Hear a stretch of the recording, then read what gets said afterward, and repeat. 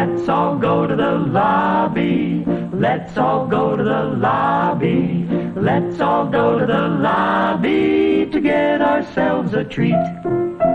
Let's all go to the lobby to get ourselves a treat. Greetings and welcome back to A-rated B movies and B-rated A movies. It has been, I think, like 3 months or so, script, since we've done this.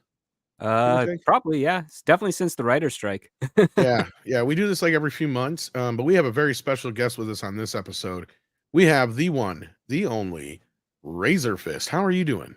Godspeed. I'm excited to be talking about one of my favorite movies ever. The first movie I ever saw in theaters, actually. Oh, wow. I did not know that. I know it was one of your favorites. It is my favorite movie, depending on which day of the week you ask me. Yeah, I was so young. I was like a slightly evolved sperm cell. I don't even remember anything about the experience. You're making me feel old. I remember seeing the second movie in theaters a lot more clearly. Mm-hmm. And the third one I really remember because it was like my birthday party when it came. Oh, that yeah? was a movie. That was one of those movies that came out in the summer. Uh-huh. And so I saw that on my birthday. So I remember that one really well. And of course I was older, but there you go. I did go see the third movie in theaters, March 30th or whatever it was. It came out the day it opened. I regretted it. I didn't. I loved it when I was a kid. I haven't seen it in many years. I would argue that the third movie, there is a good movie there if you edit out some of the modernisms, like the swings and who are you expecting, the Addams Family. If you edit a lot of that stuff out, it wouldn't be so bad. Hey, at least they hired Corey Feldman again for Donatello. That's what matters. They brought him back. I mean, even in the first movie, they make a modernism with moonlighting. You know, they were able to carve into his busy mid-90s schedule. You know, tear him away from the masterpieces he was making at the time. Yeah, there was some modernisms in the first one too. Don't get me wrong, but they didn't seem to be as bad as the third film. Like they're every 2 minutes in the third film. It's just like even the dumb jokes, like I swallowed a frog. I hope it wasn't an ancestor. And it's kind of weird because all of them seem to go to Corey Feldman. So yeah. I don't even know who the other voice actors were. Did they get Cousin Oliver again for Michelangelo in the third one? He's in all of them. He's the consistent one. Him and Leonardo, Brian Toshi, I believe it is his name. The guy who was in the Police Academy films and Revenge of the Nerds. He did the voice of Leonardo, and he did all. Never been interviewed about the movie, which blows my mind. I know none of these guys really have. Well, no, they have recently, like in the reunions and shit. I didn't see those. But Brian Toshi, for whatever reason, has never taken part in any of the reunions. Like the guy in the suit, in the sponge suit, has been interviewed quite a few times. Gotcha. Not Brian Toshi. Yeah, I don't know if he's just not interested in talking about it or what, because it's weird because it's one of the only roles he ever did where he actually talked in his regular voice. That's the funny thing. Because if you notice every other, when he was Takashi in Revenge of the Nerds and in Police Academy, he's basically playing the same role. It's like Takashi graduated and became a cop. Right. But like, yeah, and then so, thank you, the whole, bit. But like when he's talking as Leonardo, that's his basic voice. It's just what he sounds like normally. He just, yeah.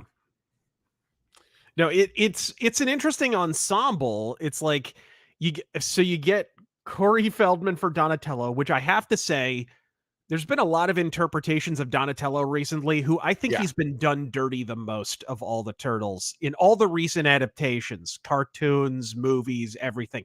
It seems like, I don't know how you guys feel about it. It seems like to me, the watchword seems to be, let's pile ever more accessorized bullshit onto him, like glasses and fucking, he's got a Super Nintendo controller tied to his forearm in one of the movies. Like what even is that? And it seems like he just gets more and more bogged down as it goes on till he looks like the fucking pigeon lady from Home Alone 2. It's just, what the fuck is going on with Donatello? And the voice actors get more and more, I'm doing a nerd voice, or I'm doing an awkward guy. And it's like, Corey Feldman's the only guy who just, he doesn't do the nerd voice. He just does a voice. And it works.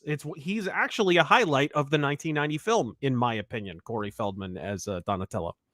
Well, yeah, and it's because they've overdone the nerd aspect. Well, and then in Mutant Mayhem, they make him just an anime geek. He's not Ugh. even a nerd anymore. Oh, so it's a weeb. Yeah, Yeah, he there's is nothing literally. nerdy about being a weeb. And yeah, then it even make you sit there and you're wondering why the hell do they even have the glasses on him at this point? Because it has nothing to do with his. He's not even really a nerd anymore or geek or anything like that. He's just a weeb and he wants to be a K-pop star, I guess. Well, I mean, that's just goes to show, like they do in the inverse with Raphael. I mean, there's a point where Raphael was just covered in scars and, and battle damages. Like, what the heck is going on here? You got this teched out nerd who basically is cosplaying as a Borg from Star Trek. Mhm. And then you've got Raphael, who looks like he's been through the meat grinder. And then you got Michelangelo getting, I mean, especially in the Michael Bay produced films, getting way more Hawaiian. And then Leonardo getting way more Japanese. And it's like, well, you're kind of missing the core of what these four characters were way back in their inception, where they were just kind of like teenagers and warriors. And then with every subsequent issue, we got a little bit more of their actual character. And it wasn't any of these kind of superficial interpretations that we were seeing more recently. Right. Yeah. No, it's weird. This is a comic book movie. Like the other Turtles movies are Turtles movies. Yep. This is a comic book adaptation, which is why it's weird it never gets brought up in comic movie discussion. And I bring it up all the time. And actually, Script, I think you were the one that pointed this out too. That I bring it up in the same breath as Superman the movie when I say the greatest comic book adaptations of all time. I think you pointed out the other day that it's actually probably more closer to the original comic than Superman the movie is in a lot of ways. Way closer. Oh, yeah. They replicate exact panels from the original graphic novels. And they had these things. If you hear Steve Barron talk about it in some of the reunions that have taken place in the last couple of years, like when the TMNT 1990 film was supposed to go into theaters or back into theaters with a new cut of the movie and in 4K and all kinds of shit. He was interviewed and said, like, they literally, while they're shooting the movie, they've got the graphic novels out open and they're trying to replicate shots, like the exact panels and whatnot. And they have you heard the famous story about how I guess this is a good place to kind of go through the history of how it happened. I mean, the Turtle movie and the Turtle show and toys all were kind of separate licensed deals. And most people don't realize that. Like, the movie came into being before the cartoon even existed. The toy line had kind of come along, but like they had all these things kind of came about at the same time. And so Golden Harvest Films, the guys over there like Raymond Chow and stuff were like, we can do this. We can just get a couple of our stunt guys in some in Turtles costumes. And and they all came around at the same time because of how Kevin Eastman and Peter Laird looked at the whole thing. Because it blew up, and they were told by lawyers and experts and whatever toy manufacturers. There's actually video of it. Of them literally being told this, like, okay, you're gonna have like 3 years of this. Like, it's gonna last like 3 years. You'll have 2 down years, maybe. If you make it to 5 years, you'll be super lucky. But you got like 3 years. So basically what the guy's telling them is any offer you get, just take that shit. Okay. And make it. And so that kind of explains why all this happened together.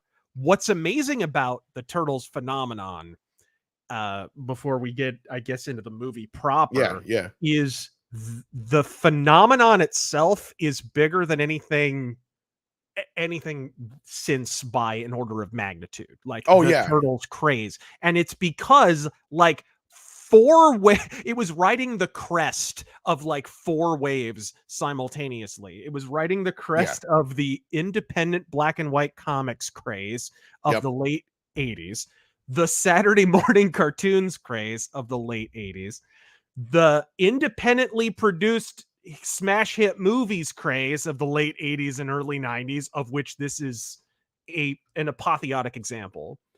I mean, it's all of these things also. And of course, it also happens to be the best-selling action figure line of all time. So it's all during the action figure craze at the same time. So like 4 things crash together, and this becomes like Green Beetle mania, basically.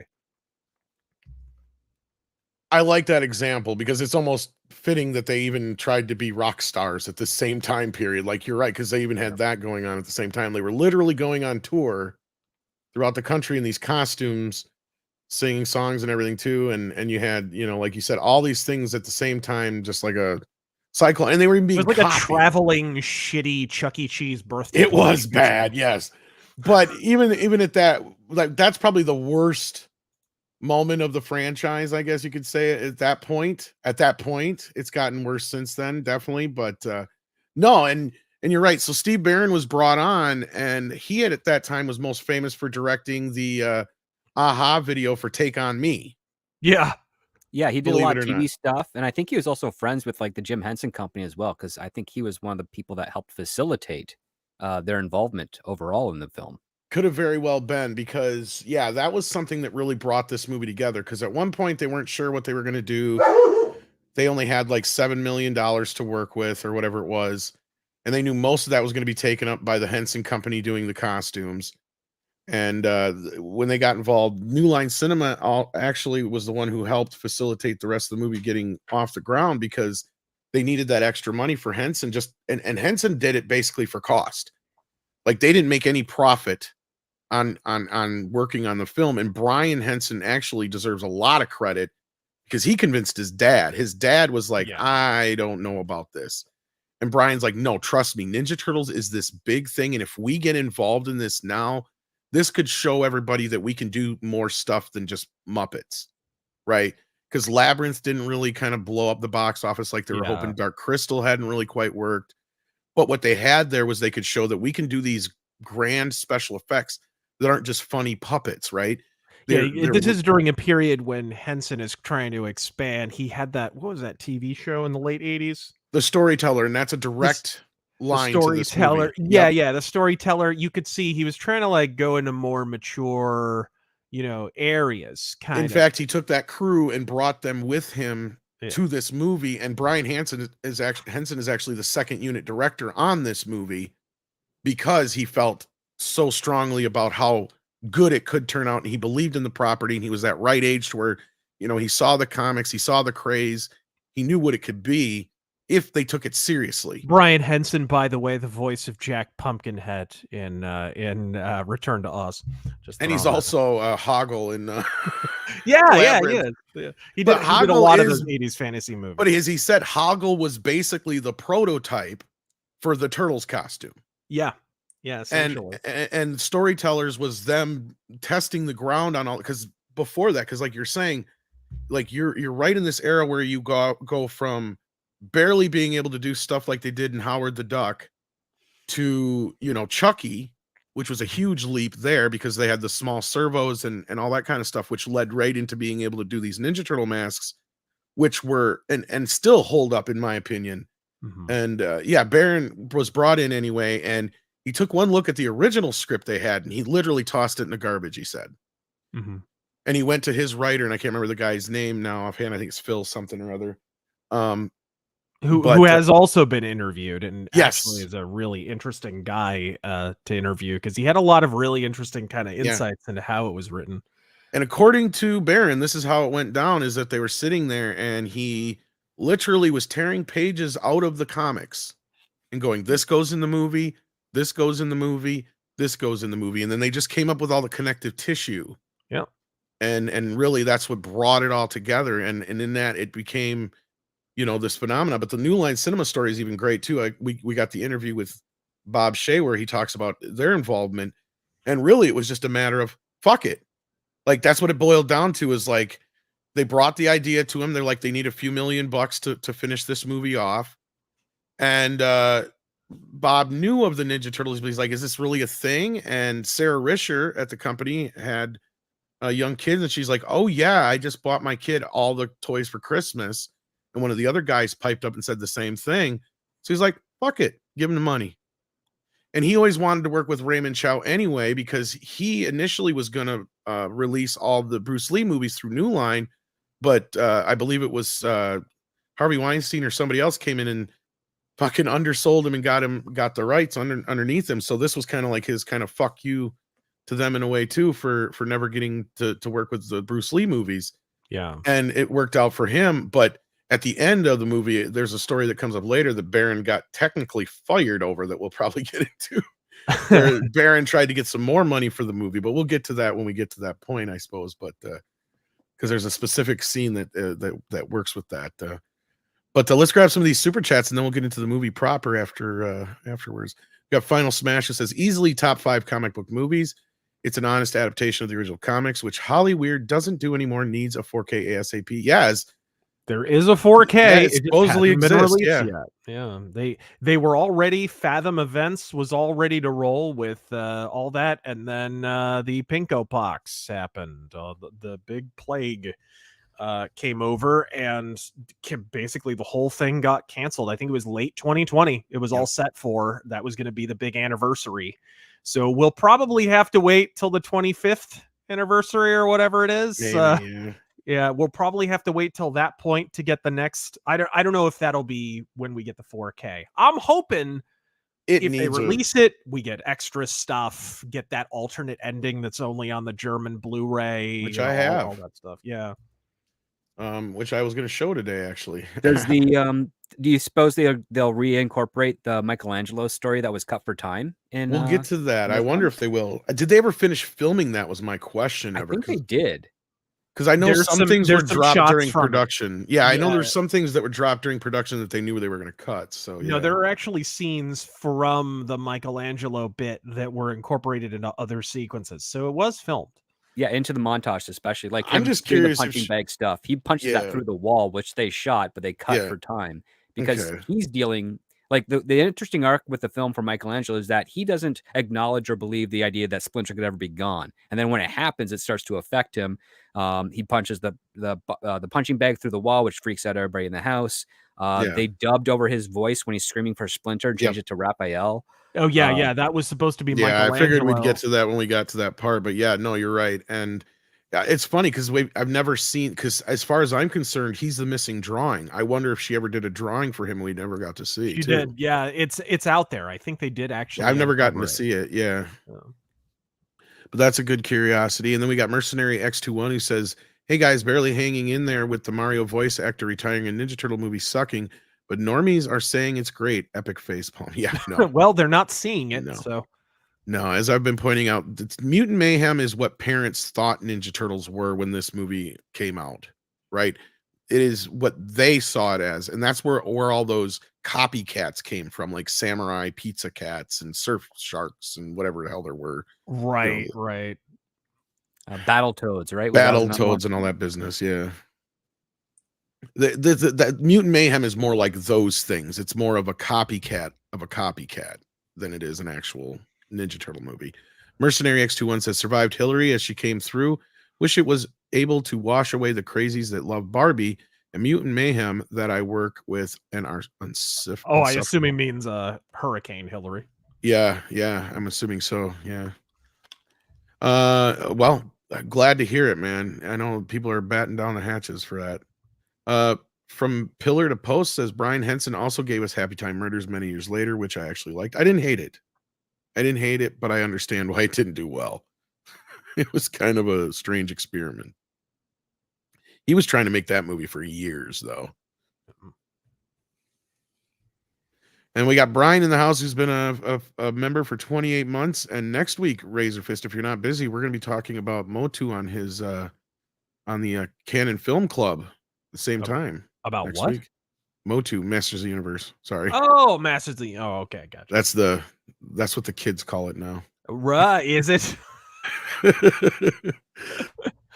I'm hip. I'm with it. I can do the Charleston. Bass Player 2011, if he says, "We need another studio like New Line before the Warner Brothers purchase." I agree. A studio that just says screw it, and it's a long shot, but if it works, it can make a lot of money. That's how we got Lord of the Rings. That's basically I think there's going to be a whole lot of low budget studios in Hollywood very soon. They may be called things like they may be called things like Warner Brothers and Sony now. That's funny. Well, I mean, right That's now funny. Paramount's at the lowest end of it. For what they are. Well, Lionsgate. Don't forget them. Yeah, Paramount. Well, I mean, you mean the Tom Cruise network? It's the Tom Cruise film production company and the Taylor Sheridan Network. That's what Paramount is now. But all right, let's first get into this. Like you said, you were kind of young when you saw the movie RazörFist. So going into the movie, what was your experience with Ninja Turtles? What did you expect?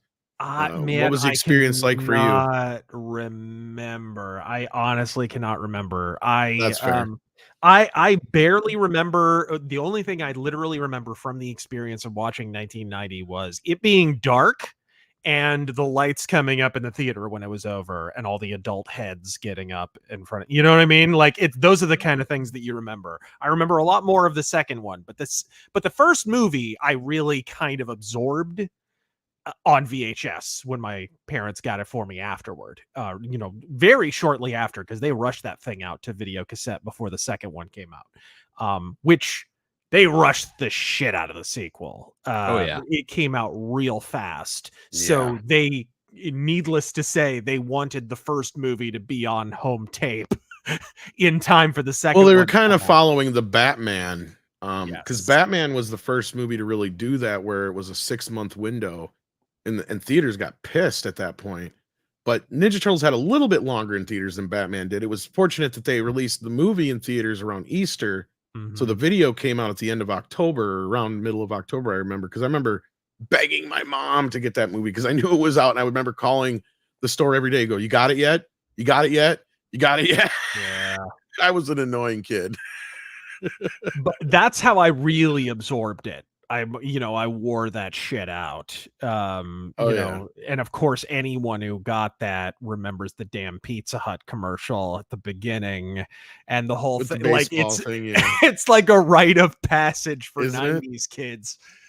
So and that FHE logo and the whole 9 yards. Absolutely. Which is funny because you know how New Line Cinema didn't pay a dime for that, but made a fortune off it. Is he sold the rights through Domino's for the movie, Pizza Hut for the video,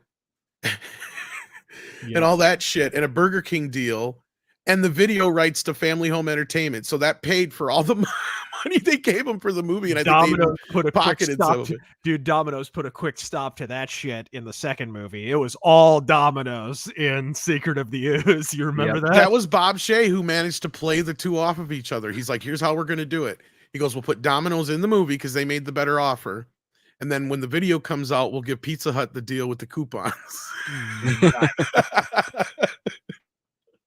That's a smart choice. It was fucking brilliant. And of course, that was 90s Domino's too. Their pizza was rotten. It was terrible. They needed it. They needed that boost. They needed it desperately. And to think, it only took them 25 years after that to actually figure out how to make a pizza, at least in some right? Kind of, man, dude. You remember 90s Domino's pizza crust? You could trowel cement with that shit. It was. It got so bad they had to admit it was bad. Yeah, it got so bad that they even had to admit it was bad in their advertisements. Like, we know it's bad, but you're fucking drunk anyway. Right? So what else is open at this hour? Nothing else is open. Exactly. So no, Script Doctor. So you're a little bit closer to my age. So what's your memory of the first movie? I imagine it might have been a little different because I think it came out a little later for you guys in Canada. But well, we saw it in the summer. Actually, no, wait. It was actually just before the summer because so you got it before summer. Cool. I had just started preschool, so to speak, like Canada's version of preschool, and it was myself, all my best friends in preschool, and their dads. All of our dads took us to see the film. And I remember that part vividly. I don't remember the actual movie itself as vividly because I was like 4. But I do remember all our friends seeing it. I remember we loved the music. We thought it was way better than the cartoon theme song. And who did that? John Duprez. Okay, amazing original soundtrack. They released it on vinyl recently with an incredible gatefold cover illustrated by Kevin Eastman, by the way. Incredible. You should go pick that up if you haven't. But that original soundtrack has aged incredibly well. Oh, it holds up. It's fantastic. You don't get inventive music like that in movies these days anymore. Sadly, but yeah, I remember that was one thing. I was like, when it was that following, yeah, I think it was that following year or following later in that year is when the VHS came out. There you go. There it is. Yeah, that's right it. Fucking incredible. Which I got the VHS, and then that Christmas, I think I got it was an unofficial release soundtrack that came out for Ninja Turtles. So it had it didn't have all the songs, but it had a few of them. Definitely like Turtle Power 9.95 and those ones.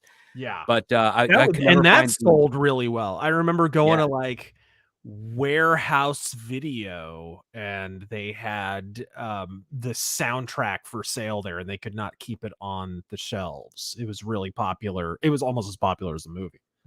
Oh yeah, like, and I had the cassette version of it, but it was not until many years later that I actually got the actual score itself for that film, because that was actually pretty difficult for me to find in Canada. It wasn't until actually I started going, traveling to the United States, so I was able to pick it up, and pretty much like, I think it was like a Tower Records or something of that time, back when they were still around. And yeah, it was pretty cool, because it's like, oh yeah, so the only time I would ever hear those songs would be when I watched a movie, and you'd watch a movie like, every once in a while, at least as you got older. As a kid, total aside, speaking of 90s movies and whatever, and Tower Records, I actually worked at the exact Tower Records that the movie Empire Records is based on. Really? The exact store. Oh, cool. They based the whole the set and whatnot on the actual store, so it's the exact same layout. It's freaky watching that movie. But anyway, sorry, I total aside. No, that's cool. But yeah, like yeah, as a kid, watched that movie all the time, along with I got it gifted to me in a pair. Like, it was, I don't know if it was sold together in Canada, but there was the Prince of the Pauper type episode of April O'Neil from the cartoon show was packaged with the live action VHS. So it's 2 VHS tapes all wrapped in saran wrap or cellophane or what have you, with their sticker on it. And it's like, oh, you got a cartoon episode on one VHS tape of the cartoon show, and then you got the live action film. And I would just play that as often as I could. And then when the sequel came out the following year and that tape came out, it's like, okay, yeah, we're watching both of these back to back. And that's the first time I started like binging movies or movie series at that point. Like, the early 90s, Teenage Mutant Ninja Turtles hasn't been as popular as it was then, in the global zeitgeist of things. And every kid on my block at school all knew TMNT, dressed up for Halloween, watched the cartoon show, had the action figures, the turtle van, the blimp, what have you. I still got some of those things in storage to this day. But it was a fun experience watching that film. And then once you get older and you start, working in the industry, and you start studying, successful films, you're like, wow, this is a really strong adaptation. It's really well paced, really well edited. You can tell that they had to cut for time because they wanted to keep it. They knew that this was going to be hitting not just the teenagers, but some of the kids that watched the cartoon show. And they're like, okay, we have to make sure that this doesn't go too long because kids are going to get restless and antsy. And it was fantastic. Oh, yep, there it is. That's the cover. What's funny is I actually had the Alliance version that you guys would have got up there in Canada as well. So I found it at a northern Wisconsin. Yeah, and that one has that. I still have that in my garage, for Christ's sake. It's that VHS tape. It's like one of those ones that's embossed, and the turtles are actually raised from the cover and shit. I don't know if the Canadian version had that low. I think only the US did. We had the embossed one for number 2. I don't know if they had the first one. I don't know if you did for the first one though, because I had that and I bought it like just to have it. I had so many different releases. The thing that sold almost as well as this movie and the second one is, did you get that VHS of Behind the Shells? I did. And I actually have I was going to ask if you needed that, because I have my own. I've got it. No, I've still got it. I was going to say, you probably didn't. Because I actually have like the audio commentary by Steve Barron, and I have a bunch of trailers, and behind pretty much almost all the only behind the scenes stuff you could find I have. And that's one of the main things. Because there's no special edition of this movie. And as you pointed out, there is a great German DVD of this that has the commentary. And then there is another release that I got, I believe, from Australia that had the behind the shells on it. But yeah, so that's the best version I've ever had of that version, because it's a straight rip of the original master tape or whatever. It looks really good, but it's nice. the best version out there. If you've got one of those ones that have been on the discs before, that's the version that's out there. So, but no, it's somewhat available out there, so you guys can check that out. But that German one also has the alternate ending on it as well, and the alternate fight scenes. For those who don't know, in some countries, UK and others, they did not allow Michelangelo to use nunchucks. Oh my god, which I think was a factor in Turtles 2 getting. Oh, it absolutely was so neutered. Thanks, Europe. I think that was a huge factor. They said it was all about families and parent groups and whatever, and it's like, nah. I think they wanted it to be bigger than the first movie, and I think they wanted it to play more to Europe. Yeah, and well, that was just it. It's internationally, it was a big hit too. So that being the case, that yeah, and they did the same thing with the cartoons after a while. Like Fred Wolf just got sick and fucking tired of having to do 2 different versions all the time, that they just eventually took away Michelangelo's nunchucks. Yep. So that kind of became a side effect of that. But yeah, no, my original introduction to the Turtle movie was kind of weird because, of course, at that point, you know, I'd seen the cartoon, I'd had the toys, I was aware it was a comic book, and funnily enough, it was a comic book I had picked up. I don't even remember what the comic book was. I'm pretty sure it wasn't a Ninja Turtle one, no. But on the back of it was this poster. Nice. And it said, "Lean, mean, and on the screen, this ain't no cartoon, kids." And I lost my little fucking 10-year-old mind in the middle of a store. Actually, I would only been 9 years old when I saw this, but like, yeah, I ran up to my mom and I'm just like, oh my fucking God, we're getting a Ninja Turtle movie. Holy shit. Right. And then my next, and like nothing was out there about it. Like, you guys got to remember, this is before the internet. So you couldn't just go home and type up something and go look. So this was the only thing I had to go on, that this is what they were going to look like or anything. And then like 3 months later, because this would have been like January, and then like 3 months later when the movie come out, just before, the serial had pictures on the side of the movie, and you barely got to see anything there. And then I finally got to see the trailer for one time only, and I barely remembered it. But luckily it was kind of funny because Burger King was selling videos of the cartoon the same time this movie came out in their kids' meals. They also had kids' toys to go with it. So my dad, the day the movie came out, took me and my brother to Burger King. We got all the videos and a kids meal deal. And when I took it home and watched the first video, the trailer was at the end of each of the videos. So I watched that trailer about 500 fucking times. And that day my dad was supposed to take us to the movie. Well, he ended up getting drunk. So my mom ended up taking us instead. But I saw it opening day in the theater. I barely remember the experience. It was just more like a whirlwind of, I remember everything leading up to it and afterwards more than the actual film itself at that point, because I've seen it, you know, like you guys, a billion times since. Yeah. But it was just this whole like, holy shit, we got a live, and it blew my mind at that point, because I'm like, we had movies like Masters of the Universe, a bit of a letdown. Even things like Garbage Pail Kids were, you know, not even remotely close. This is the first time I saw something on the screen that I was like, holy shit. This is actually, and I'm sitting here going into the movie thinking, yeah, we'll get to see the Turtles for about half hour of the movie. I bet it's going to be mostly about April. You watch. I was kind of, even at that point as a kid, I was a bit cynical going into this, knowing the kind of movies we would get back then. And they fake you out a little bit. The movie opens, which I love. I love the way they handled the reveal, which was something that actually, from what I understand, the director kind of fought for a little bit, because they didn't. They wanted the Turtles to be a little bit more front and center after they saw the suits and saw they were actually good.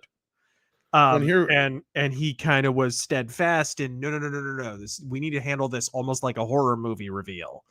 It needs to be, we get a hint of them here and there. We just see the ninja weapon. We just see this. The lights go out, right? The whole thing. And that's how they introduced them. And I thought they handled it really, really well. Yeah, and actually you bring that up. His vision of the movie was actually a little bit darker and closer to the comic. Yeah. And New Line actually lightened it up quite a bit. And they were afraid of it after they started seeing dailies, I guess. They even supposedly they took his cinematographer, who luckily he had worked with already in the past, so they were friends. but they supposedly had a secret meeting with his cinematographer going, we don't give a fuck what he tells you, just make it lighter. Yeah. Like, Which the darkness is one of the things that's future-proofed this movie and made it so evergreen, because you can see the problem. Evergreen, anyways, but no, you can see you can see the problem in the later movies when they get. I mean, I think 2 still had an okay lighting look to it. It's a lot softer, but yeah. 3 though, where the suits Harsh aren't as as shit. good, and it's lit like Times Square. I think there's only 2 scenes at night. Like, fucking perpetually. Like, you can clearly see the difference and why it was the correct move to shoot it kind of like a film noir or a horror movie or something. More like contrast in the actual lighting palette. Yeah. That was what kind of made this thing work, and also the editing itself, because this was like one of Sally Menke's first projects, and she knew how to capture. She was pretty much in lockstep with the direction of this film. You can tell because everything is so well crafted. The final product is kind of a combination of both, right? It was shot that way because Steve Barron refused to allow it to be shot any other way. But then, as we pointed out earlier, he kind of got fired from the picture later on in the movie, so he was locked out of the editing room. There was 3 editors credited for this movie, but Sally Menke, as script doctor pointed out, is the one who's notoriously credited for saving the film in the edit, as it's normally said. But she famously went on, and she's passed away now, but she famously went on to edit all of Quentin Tarantino's films until she did. So that's where her claim to fame comes from. But yeah, she started in Ninja Turtles, and here's a shot that was probably stock footage for Superman, I'm willing to bet. But, yeah, so a nice shot of New York with 2 unidentified skyscrapers. Yeah.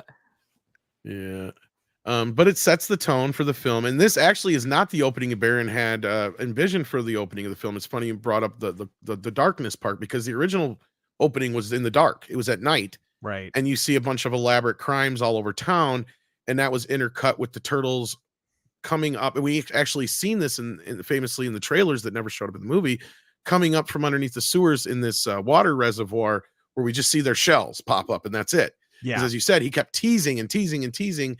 And it was this thing that was this lead up to the April scene is where the movie initially starts. But all this there's a few shots of that in the early trailer. Yeah, there is. And you see the shells pop up. The manhole pops off, I guess. That was supposed to be in one of the opening sequences too. And there's some little bits, but he was never able to finish it though. Yeah. And it's interesting though. I think it was a cool contrast to have to start the movie in the day, because it's such a dark movie, right?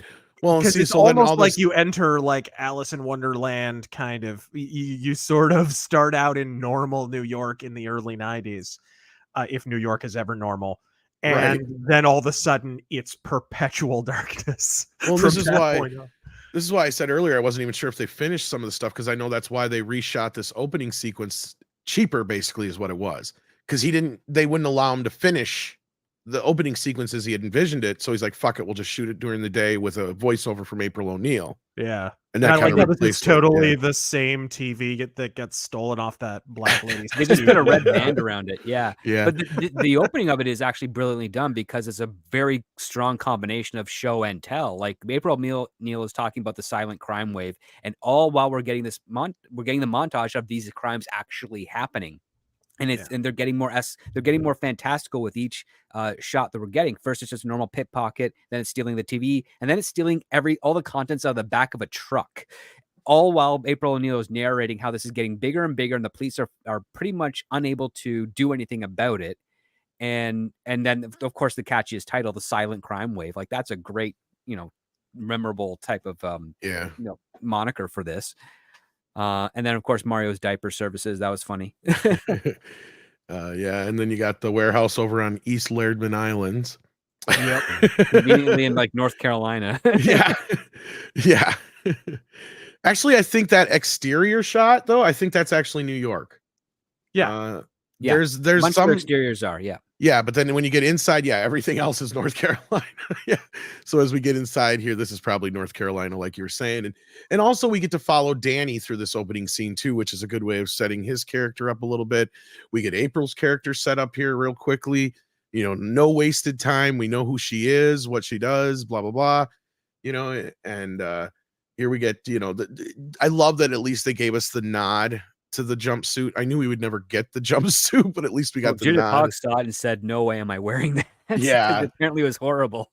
Yeah, and I don't know if they ever really considered it, but at least they they got the yellow jacket in there. But then of course you have the rat to kind of foreshadow that, which is kind of funny to show that she's afraid of rats. And then of course again, it's almost like like I said, Alice in Wonderland. It's almost like a Wizard of Oz kind of thing where you see the little hints beforehand. You know what I mean? I love that kind of stuff. Oh yeah, it's very well done. And I mean, that's where Baron, he did it. Actually, that's probably a lot of Brian Henson too, because he did a lot of, you'd be surprised how much he shot of the movie, because they said that, because of the technicalities and the complications with a lot of this, Brian shot a lot more than a normal second unit director would have normally, because he had to deal with a lot of the turtle stuff. And so like Baron would be handling all the humans and the acting scenes, while Brian was handling all the other stuff. But of course we get the screen debut of Mr. Sam Rockwell here. Yep, as one of the thugs who pops up quite often throughout the film. But of course April has some bad timing, as we find out here. But yeah, this is a great setup here, almost straight out of the comics. I mean, even though they add April to it, but it's kind of the perfect blend of what the TV show has done at that time and the comic, I guess you could say. Then of course Raph's sigh knocks the light off, as we see here, and then of course a silent fight ensues, and we just see the aftermath. Yep. And Sam Rockwell, I guess, got away or something, because he shows up later, like he wasn't arrested. Yeah, he's that guy. He proved his his worth because he got busted. Yeah, he's not here. He's not tied up here. He's right there. He's right there. Oh, yeah, he is. He's right in the center. Yeah. Yeah. Okay, yeah. But what I'm saying is when he went to the cops, he didn't snitch. So he's trusted. He's loyal. So that's probably how he worked his way up the ranks. Yeah. Interesting. Yeah. I mean, it's just kind of a little side thing, but yeah. But of course, the famous, and speaking of Brian Henson, he's probably did this shot too, which is the wrong sigh. This is like one you buy out of a catalog. Yeah, I don't know. I don't know if nobody else ever noticed that in the entire, but it's not the right side, because as you see here and you'll see later on, Raph's sigh has tape on the. Oh yeah, it has straight prongs on the side. Yep, and it's not the curl prongs, and it's not the like the fancy machine made one here. Like I was saying, yeah. So this is clearly an insert shot done later. But it looks better, actually. You don't even notice shot. it. Yeah. Honestly, it looks better for the purposes of that shot. You'd be surprised if you watch this movie as many times as I have, how much you notice. One thing that took me by surprise, though, was the dam right off the bat. That really, I mean, I know it's nothing now, but every like sheltered kid in the late 80s, early 90s, you were all like, are the turtles allowed to say that? Is that okay? Did. They say words. Bitchin' in this movie. Yeah, he does. Yeah. That's how first time I ever heard that word was in this movie. And then I'm surprised they actually did the original logo. That was kind of a nice touch. That was for the kids right there. That was totally for. In fact, I think Steve Barron said as much. He was like, we had this movie that was going to be very comic book. This was for the kids who watched the cartoon right there. Yeah. Well, like I said, this opening scene, you can tell, is very influenced by the cartoon. And some things, like with making April a reporter already, that's also influenced by the cartoon, bypassing a lot of the, Baxter Stockman stuff and all that. So, yeah. But then we get our second dam right off the bat. Right off. It's like, no, we're not going to say it once. We're going to say it twice, bitches. And we won't have to wait long for the third one. Nope. And he's going to make sure you screams that sumbitch. But yeah, we get a great intro here to Splinter. I mean, this is a set, and as a set, it looks fucking amazing. Yeah, like, it does. The production design and detail put into all this, the turtles, the world that they live in, like how everything is cobbled together. And I mean, even then, like I remember as a kid turning my mom going, where did the turtles get money? Because when they buy the pizza later on, and she's like, well, just probably washed up in the sewers like everything else they got. And it made sense to me at the time as a kid, and you could see that, like Donatello probably tinkered around with all this shit, got the TV working and all that business, got that phone working and all that stuff. It makes sense. The world makes sense. And that's what I love is they paid a lot of attention to the world around them to make sure it fit and it worked. And I mean, Splinter I is like in the 2007 movie, by the way, which is probably the second best Yeah. Turtles movie. In the 2007 movie, Donatello earns money by being tech support over the phone. That's brilliant. Yeah. Which I fucking love. But anyways. No, that was good. And then of course we get Splinter here, who I mean, just an amazing piece of puppetry done by Jim Henson here. Yeah, Kevin accompanying Clash, Mr. Elmo, famously, rocks yes. this thing. He handles the puppet and voices Splinter and Shredder, even though he really shouldn't have been Shredder, because James Saito sounds amazing if you've ever heard him, and I don't know why they didn't let him voice his own character. Yeah, I can't remember the name of the actor they had come in and do Shredder, but yeah, it's like it's not him. Yeah, it's not that guy. Yeah. But I'd love to get like a version of the movie that has all the original voices, because the funny thing is when the turtles are talking, you get both the recorded voice and the voice of the puppeteer, I guess, and it's really weird. Yeah. There's supposedly like a work print roaming around somewhere I've never been able to get my hands on. I think it'd be funny also to hear Tatsu's real voice, because it's Yeah. nowhere near that deep. That's what I've heard. You don't too, want to yeah. hear it, bro. You ever watch Showdown in Little Tokyo? You don't want to hear it. Oh, I have. I've heard it. He sounds like a encyclopedia salesman. Like, it's unbelievable. No mystery at all why they dubbed over his voice in this movie. Yeah. No, but they're real quick to show you the characteristics of the turtles in this first scene. You get Leonardo jumping in, being the, trying to brag to Splinter about how good they did. And, Donatello's real chill, but Raph isn't. And you already see him, dealing with his anxiety over losing the Psy. And, Mikey's not even paying attention to what, anything that was going on. He's just worried about the pizza. So you kind of have a really great, and just in this like 3-4 minute scene here, you get a real good setup of who the turtles are, how Splinter works in their world, and his role as their father and mentor. One scene sells all 5 characters. This one scene sells them all, and then of course they cap it off with tequila, which is fantastic. I mean, even the book throwing at Michelangelo just adds so much more relationship of what Splinter and Michelangelo's status is in the family. Right. He's clearly the runt of the kid of the litter, so to speak. Well, not only that, Raphael's accent. The guy was mentioned in the comment section. Freaking Raphael's accent. He was the only guy in a suit who got to voice his own character.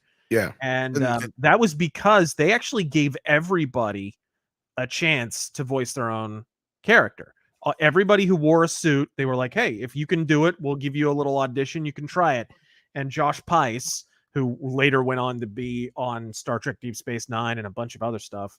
Was he on one of those procedural shows too? I can't remember which one, like Criminal Yeah, Intent. One of them. He's gone on to be a reasonably successful actor. He's even in Scream 3. Yeah, but he was the only guy, and it's entirely because that thick as molasses Brooklyn accent that he's got. They were like, there's another reason for it too. I don't know if you knew this part of it, Razor. When they hired all the actors, he is the only one that was an actual actor, right? Like that acted besides, because like the rest of the guys had done suit work and were either attached to Henson Group or something to that effect. And I think Barron knew up front, because of Raph having to do so much more shit in the movie than the other guys, that he wanted an actual actor in the costume. Beyond that, and I think that's kind of what also helped. And then when they did those voices, because you're right, I heard that other side of the story too, and that's probably why, because he made that character his own. Like, and that's the thing, from here on out, his version of Raph is Raph. Yep. Like before this, Raph was, I mean, in the comics he was kind of this way, but like in the cartoon, a lot of people got to remember they didn't have a way of showing, they didn't want to have him having an anger issue. So all they have him in the cartoon is just being the rude guy, the sarcastic guy, the sarcastic, quippy guy. And so that kind of was like, that was the thing for his character. And then when this movie came out, the way that Josh did the voice, the way that they carried this character, the way, as much weight as he carries in this movie, changed forevermore how Raphael was seen. Right. Well, in the franchise. It's important to the dynamic of the franchise in general, because basically, if you know anything about the comics, Raphael is Kevin Eastman. and Donatello is Yep. Peter Laird. So Kevin Eastman obviously was like, even though they shared art duties and their art blended together, towards the end of the comic, it was mostly Kevin Eastman's art with some kind of finishes and inking by Peter Laird. And so the franchise visually and whatever like thematically kind of pulled in a Kevin Eastman direction. So getting Raphael right is kind of like getting the Turtles right. In a lot of ways. So that's what I honestly think that's why they featured Raphael so strongly in this movie. Because like Raphael in the actual stories they're adapting here, like the fourth graphic novel of the first graphic novels, isn't actually that major of a character. Like the whole scene where a little later he gets his ass kicked on a rooftop, that was supposed to be Leonardo. That was Leo. Yeah. Yeah. And just, little things, they made him a lot more prominent in this movie. It works better I hate saying it, but it almost works better the way they did it in the story. Yeah. Here, because you have Raph and Leo's relationship and it's kind of set up here in a little way, but then it really takes off when they have that scene in April's apartment later. But like that to me is like, you're right. Like that dynamic has to be there. Cause then you got Mikey and Don who have their own little thing, right?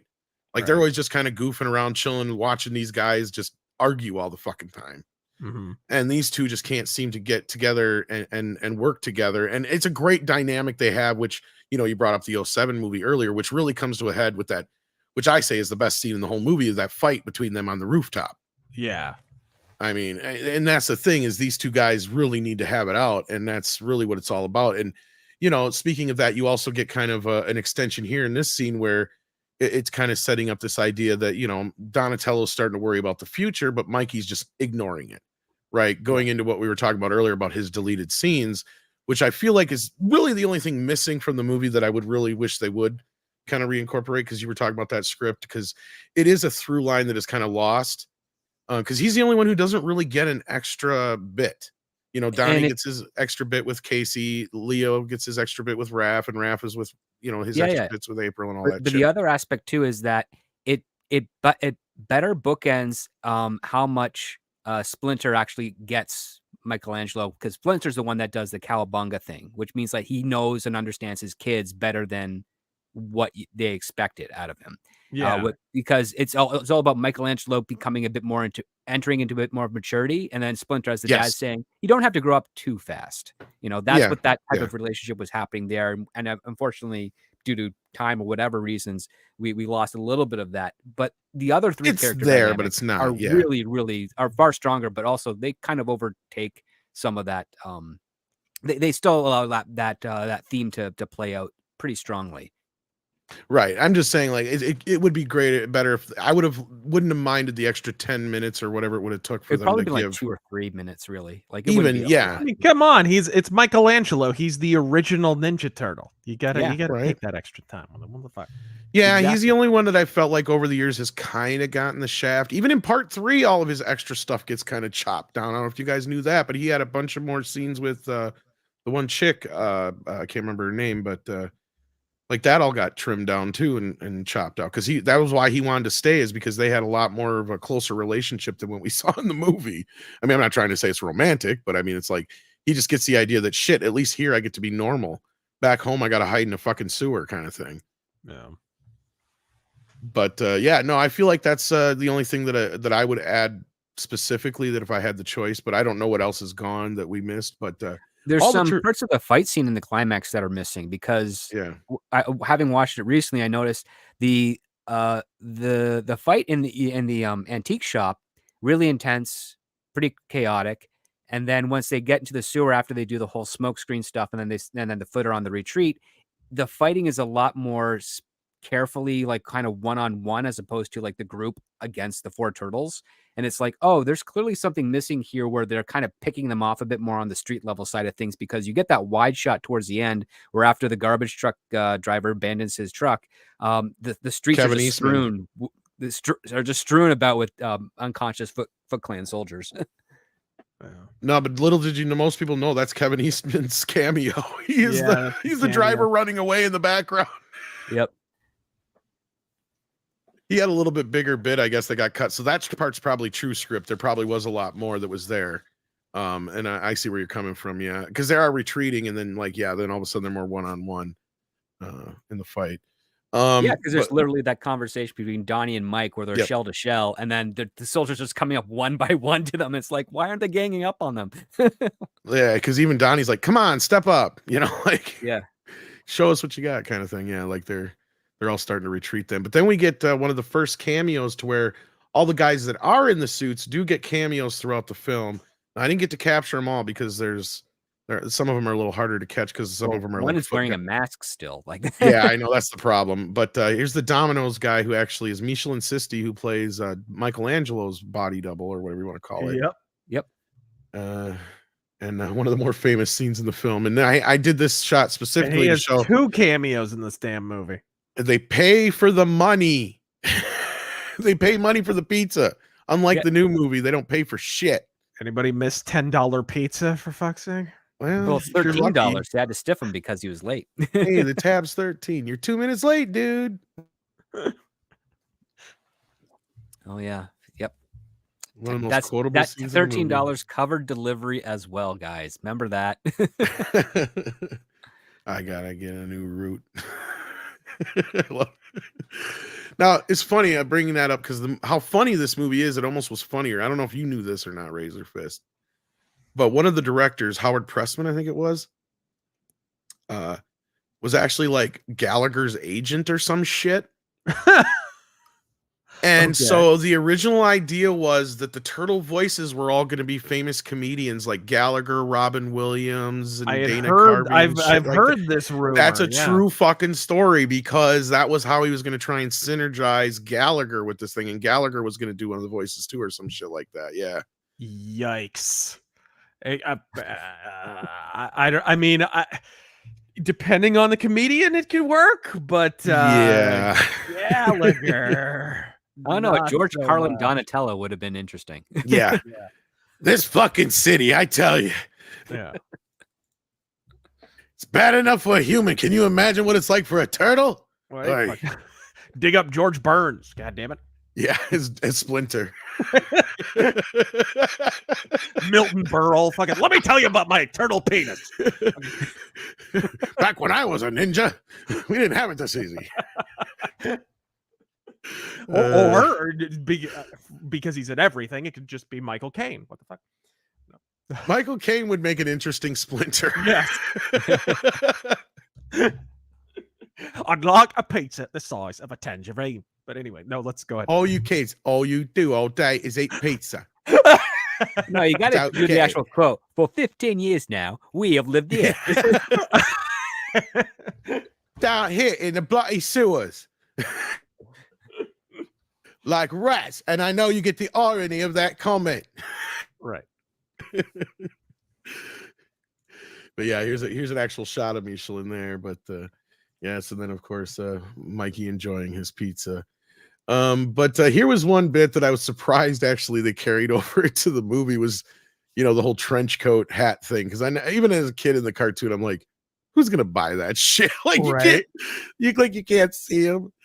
Yeah, but the running gag in New York in the 80s. Come on, exactly. The running gag is, dude, pre-Rudy Giuliani New York was a batshit place. Yeah, because even Casey's like, I hate punkers. This is 1990.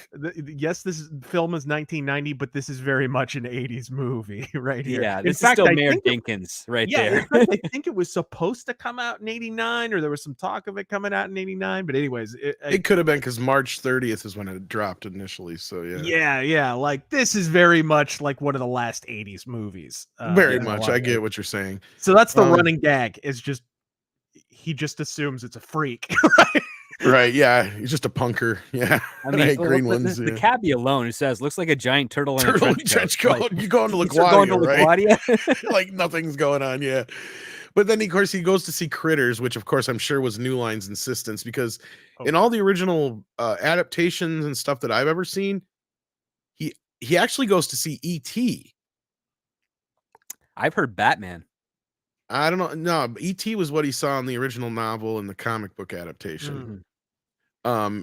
And that was where, like far-fetched kind of business. And that kind of actually, it's funny that they left the scene in because they don't have the payoff for it. And I'm sure you guys know the payoff, but our audience may not know, because that got deleted. And that is, of course, the famous deleted ending scene, which... Right.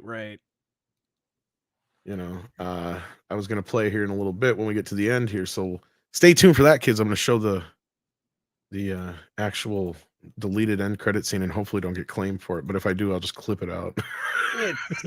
It's not in anything. I don't think it would be copyrighted, but yeah, I don't think so. Yeah. But yeah, we'll show it at the end. If you've ever seen it, it's grainy as shit. It's not shit. a Yeah. very good copy. I think it's from that cut that I've been talking about that's gone around, because I've seen other footage from that same thing where you hear the double voices of the turtles. Right. And shit. So, and yeah, this is this entire sequence, him in the trench coat and him running into Casey Jones and the fight in the park and everything. This is scene for scene, beat for beat from the one-shot Raphael comic. Yeah, I mean, Barron said the only thing he added was the cricket bit. That's it. Yeah. And it's funny. It was him, and the story is him and the writer actually went out to a cricket match or something. Like, yeah, because Steve's from the UK. Yeah. And it's so he literally explained it to him. So the writer put the shit in about, you got to explain to me what the fuck cricket is first. So he literally put that into the dialogue. Yeah, I need to know what a crumpet is to understand. You gotta understand what a crumpet is before you understand cricket. Yeah, this is probably one of the more quotable scenes in the movie. Jose Canseco Bat, tell me you didn't pay money for this. People want that. And that's before Canseco was even like super disgraced too. Right. That's a current dig.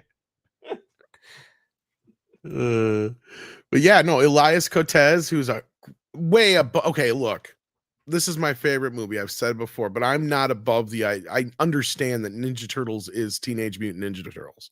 At the time he took this movie, this was probably way below his standards or what he should be doing as an actor, because he was like well regarded. He was like an actor's actor at that time. Like, people knew him, but only in the industry, right? And for them to get him was a big fucking deal. The fact that he even tried out for it, they were freaked out. They're like, this is the guy. There was no second fucking choice once Elias wanted this role. Like, that was it. Steve said, like, they were like flabbergasted he was even interested, because he was normally like a, big theater guy and into more serious shit. So yeah. Right. Well, and now it's kind of cool. He's gone on to even bigger stuff since then, especially a lot of television shit. And but when they did the big reunion a couple of years ago, he actually showed up. The dude actually showed up and popped in because he remembers the movie that fondly. He doesn't realize how big of a deal it is. I don't know if you know this story or not, but Judith Hogue had to talk. We didn't get a figure of him from NECA for so long because he didn't think that people would be interested in it. So Judith Hogue kept bugging the piss out of him and telling him, no, the fans want this. The fans want. So that's finally why we got the Casey Jones where we can see his face, because Elias is like, all right, I guess so. It wasn't that he hated the character or anything. He's not that kind of an actor where he looks for those kind of things, Right. He's more into just doing the role and getting it, He's not into the praise and all that kind of stuff. Which is strange for a French Canadian, actually. Yeah, that's right. He is French Canadian too, on top of it all. Yeah. All right. Yeah, indeed. So let's keep moving here. We've got the raft scene, of course, as you said, it was like where I think the stunt guy almost broke his nose during this production. Actually, I think it was Josh who did. Actually, if I'm not mistaken, because he was pissed about it. Because for those who don't know, Josh also had claustrophobia. Oh man. And he was known as kind of a bit of a baby when it came, unlike the other guys who could deal with it because they were more conditioned to it. Because that's the thing, being in these suits was like torture. Okay, you're in a closed off suit that has no ventilation. Okay, so then add in that you're in the head, which has all these servos and things going off in it. And it's loud. And it's loud and right next to your face. and it's heavy and you can't breathe, you can't fucking see.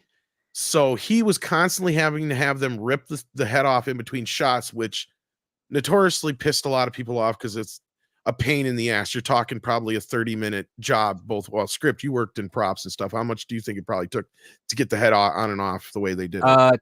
To get the head off for those types of head, it was actually quite quick to do. It only took maybe like a couple of seconds, but to get it back in and to cover up the edging between the neck and the head would probably have taken maybe 10 or 15 minutes. Well, the stunt heads were different than the servo heads. That's the thing. Yeah. Because the servo heads were connected to a battery in the shell and then wirelessly done.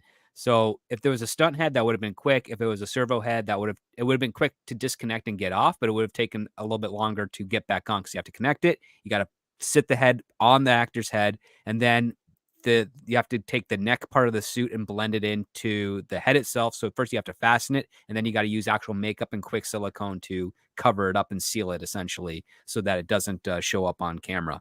But anyway, it notoriously became a pain in the ass because Josh would have to have him take it off after every scene because he could not deal with it.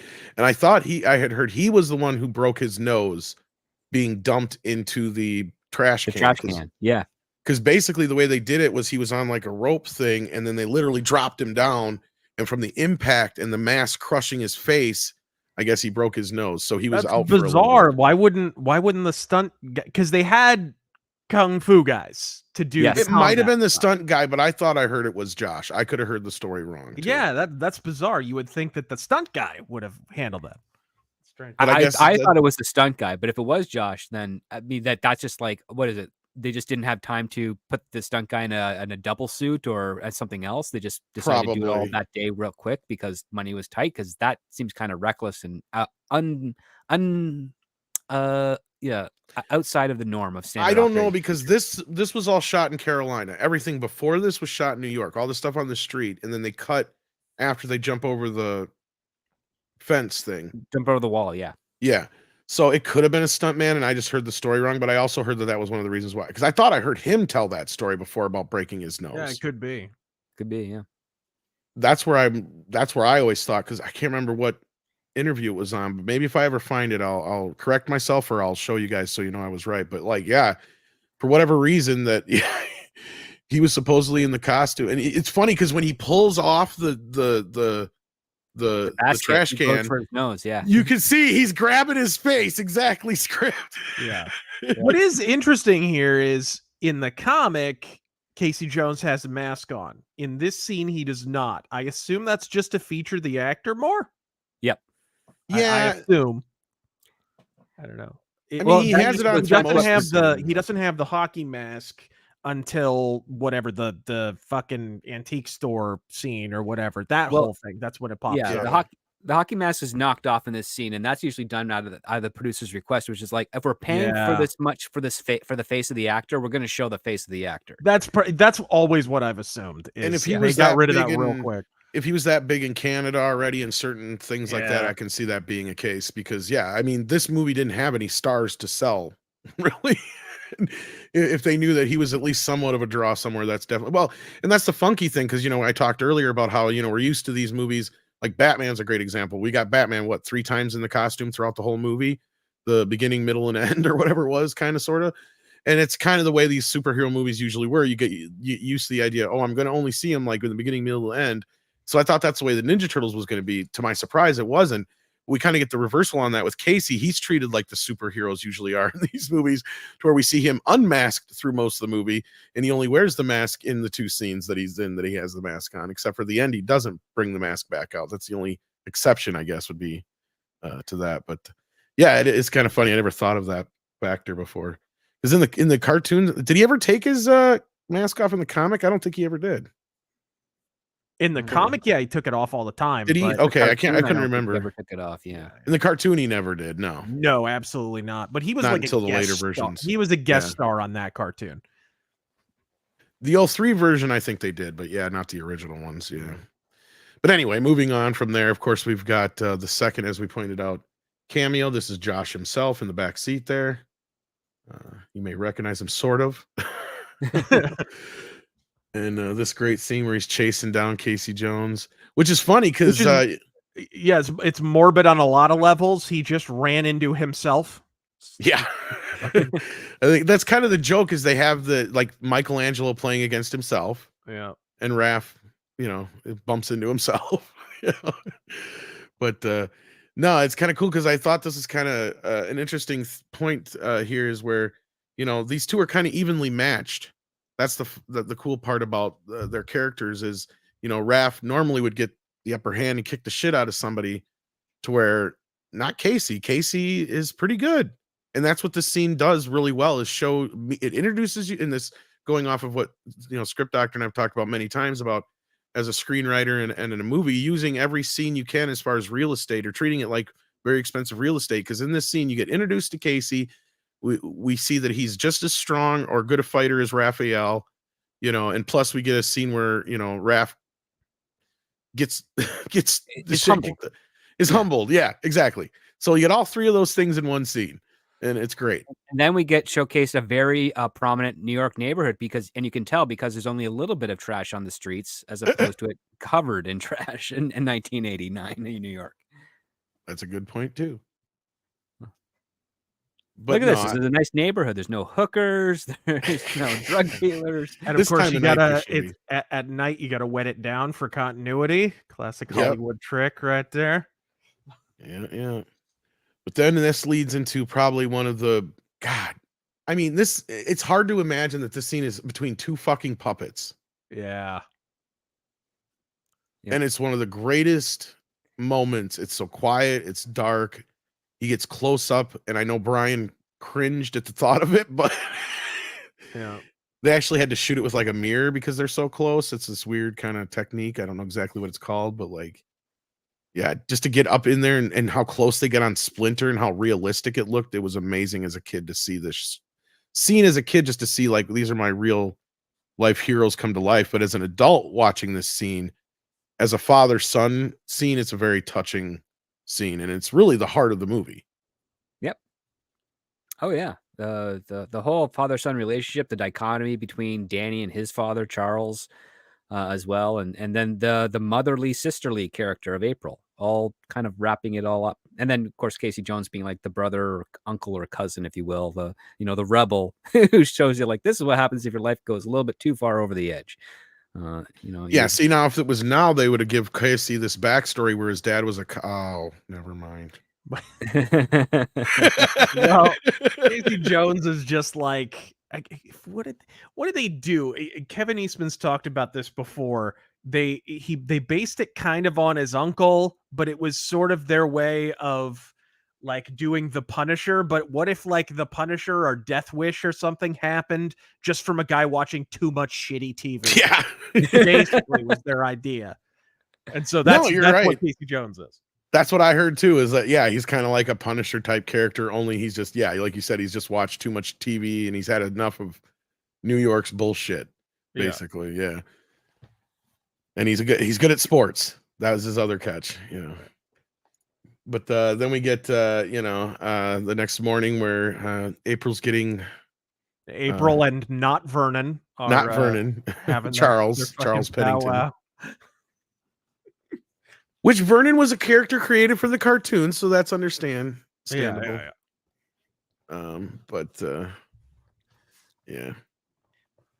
But I love that she's a very strong female character, and she's handled in a way where she's not obnoxious.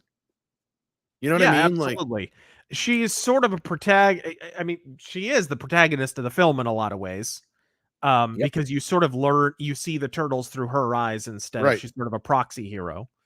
And it's handled really in kind of, again, you have those parallels with like Dorothy, Wizard of Oz. You kind of see Oz through her eyes, right? Because she's like, what is this batshit crazy hallucinoscape underneath New York City with giant rats and turtle people? She's the one who has to make it like digestible to the adults that took the kids to the movie, basically. No, and that's a good point, because I think that's part of this movie is where my mom, I think, understood what Ninja Turtles was, because she never sat down and watched the cartoon with me. Like, I'm sure she saw it as all the other parents did, but she saw this movie with me in the theaters and she enjoyed it. I distinctly remember her afterwards saying, well, that was a lot better than I thought it was going to be. And every time I watched it on video, she would sometimes sit down and watch it with me. It was one of those rare things where like something I liked that she would actually like too. And normally she probably wouldn't, but because, and I think that is a big part of it too, is because this character is relatable. She's vulnerable. She carries you through the film, like you said, like a Dorothy in a way to take you into this strange world. So I'm sure through a proxy of sorts, this was a character for my mom to kind of relate to. At that time, she would have been close to her age ish, you know, because that's a typical New Yorker woman of the 80s. Yeah. And she's not like, you know, and the other thing is too, is they don't have her in a situation where she's like, oh, my fucking biological clock's ticking and I need some dick and all this other stuff. I mean, the whole thing with her and Casey is handled perfectly, in my opinion. I mean, and Yeah, even now, but why did they race swap her from being a black woman? What is was? Because nobody had a perm in the 80s. That's yeah. That's a wig Judith Hogg's wearing right there. That's not right. real hair. No, and it's sad that she didn't get to come back for the sequel. And part of the reason was supposedly because she complained about some of the violence, but I think it's probably more she probably asked for more money. I'm willing to bet. Typically is the case, yeah. That's my guess. She did actually talk about it, and I forget exactly what her explanation was. She said it was that. That's what she said. It was that because she complained about the violence in the first movie. She didn't say anything else. Knowing New Line Cinema and Robert Shea, that had nothing to do with it because they did exactly what she wanted in the second movie. Yeah. My thought is she saw the first movie was a big hit. Her agent said, no, she wants this much money. And they said, we can replace her. Because New Line had no problems with replacing people back then.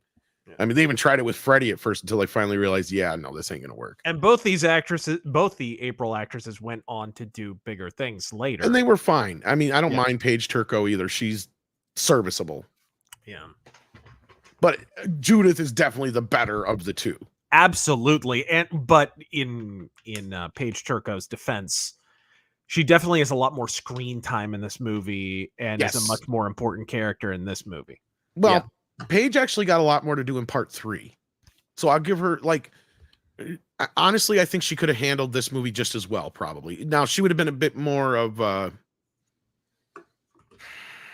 mousier, maybe a little bit, but I think she could have still handled it just as fine. I mean, she kind of just slides into the role no problem in the second film, and then she gets more to do in the third film. And a lot of what she's doing in the third film is what this April would have done to me, in my opinion, if that makes sense. So I think it works. I don't know. I hate saying it because I don't have a hate for either one of the ladies. I think they both do just fine, but I think Judith is the better of the two. Absolutely. I mean, this is a far juicier role for her in the first one compared to the other two. Well, as I was saying, the third movie, she gets a little bit more to do, but yeah. Well, she has more to do, but again, she's trapped in medieval Japan. Yeah, but I mean, she actually gets a little bit more screen time and story-wise time with the Turtles and Casey's approximation in the past and all that business. His great grandfather, whatever it's supposed to be in that movie. But anyway, moving on. So Danny, though, here sets him up taking money from April, which $20 back then wasn't cheap. That was a lot of money. That was like $100 now. No shit. Yeah. That's her cab money and her breakfast for the morning. Blockbuster rentals were like $2.50 at the time, something like that. Shit, that was probably not just her that was probably her fare for back and forth and no shit. Her lunch for the day. But well, he's got a lot of other shirts to not buy. And what's weird is about this Sid Vicious shirt. I've heard like 2 or 3 stories, and Steve Barron, I think, can't even keep his own story straight at this point. I don't know if he's done that many drugs or what, but if you've actually listened to the commentary, you're not missing much. It's really like listening to an old guy try to remember what he did 30 years ago. It's like, because like he gets some of these stories mixed up. Because Danny is a character created for the movie, but when he first talks about him, he's like, I remember either Kevin or Peter drawing this character in the comics with this shirt. So I'm like, we have to get this shirt on this character, and we got clearance for it. And then the original story I heard way back when was because, as you know, Steve Barron directed music videos. He knew these guys. So it was like just like a thing that one of their agents like gave him the shirt and said, "Can you?" And he's like, "Yeah." He put it on the kid. He's like, "It worked out perfectly," because he figured he would listen to the Sex Pistols. So like again, I don't know which story is true, but obviously I don't think the there was ever a character like this in the original comics, to my recollection. Was there at all? Popular 1990 band, the Sex Pistols. Yeah. So yeah, I don't know if you heard any different versions of that story, RazörFist, over the years, but yeah, that's kind of the version I've heard. No, I hadn't heard any of that. I just assumed that Steve Barron, being a fucking Brit, had been into punk rock when he was younger or some shit. Well, from what he said in the thing, was like he talked to the agent, so that part lined up with the other story. So like he was friends with their agent or whatever, and that would make sense, being a music video director and all that kind of shit. So exactly. Yeah. But I know he had a different idea for the music for this movie. I don't know if you knew anything about that or wanted to talk about that at all. But like John Duprez actually came in later.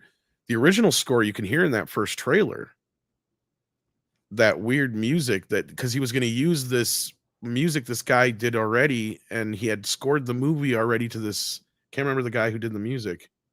But you could find that piece of music out there that's in the original trailer. Right. And Steve wanted to just score the music with that album. And New Line's like, no.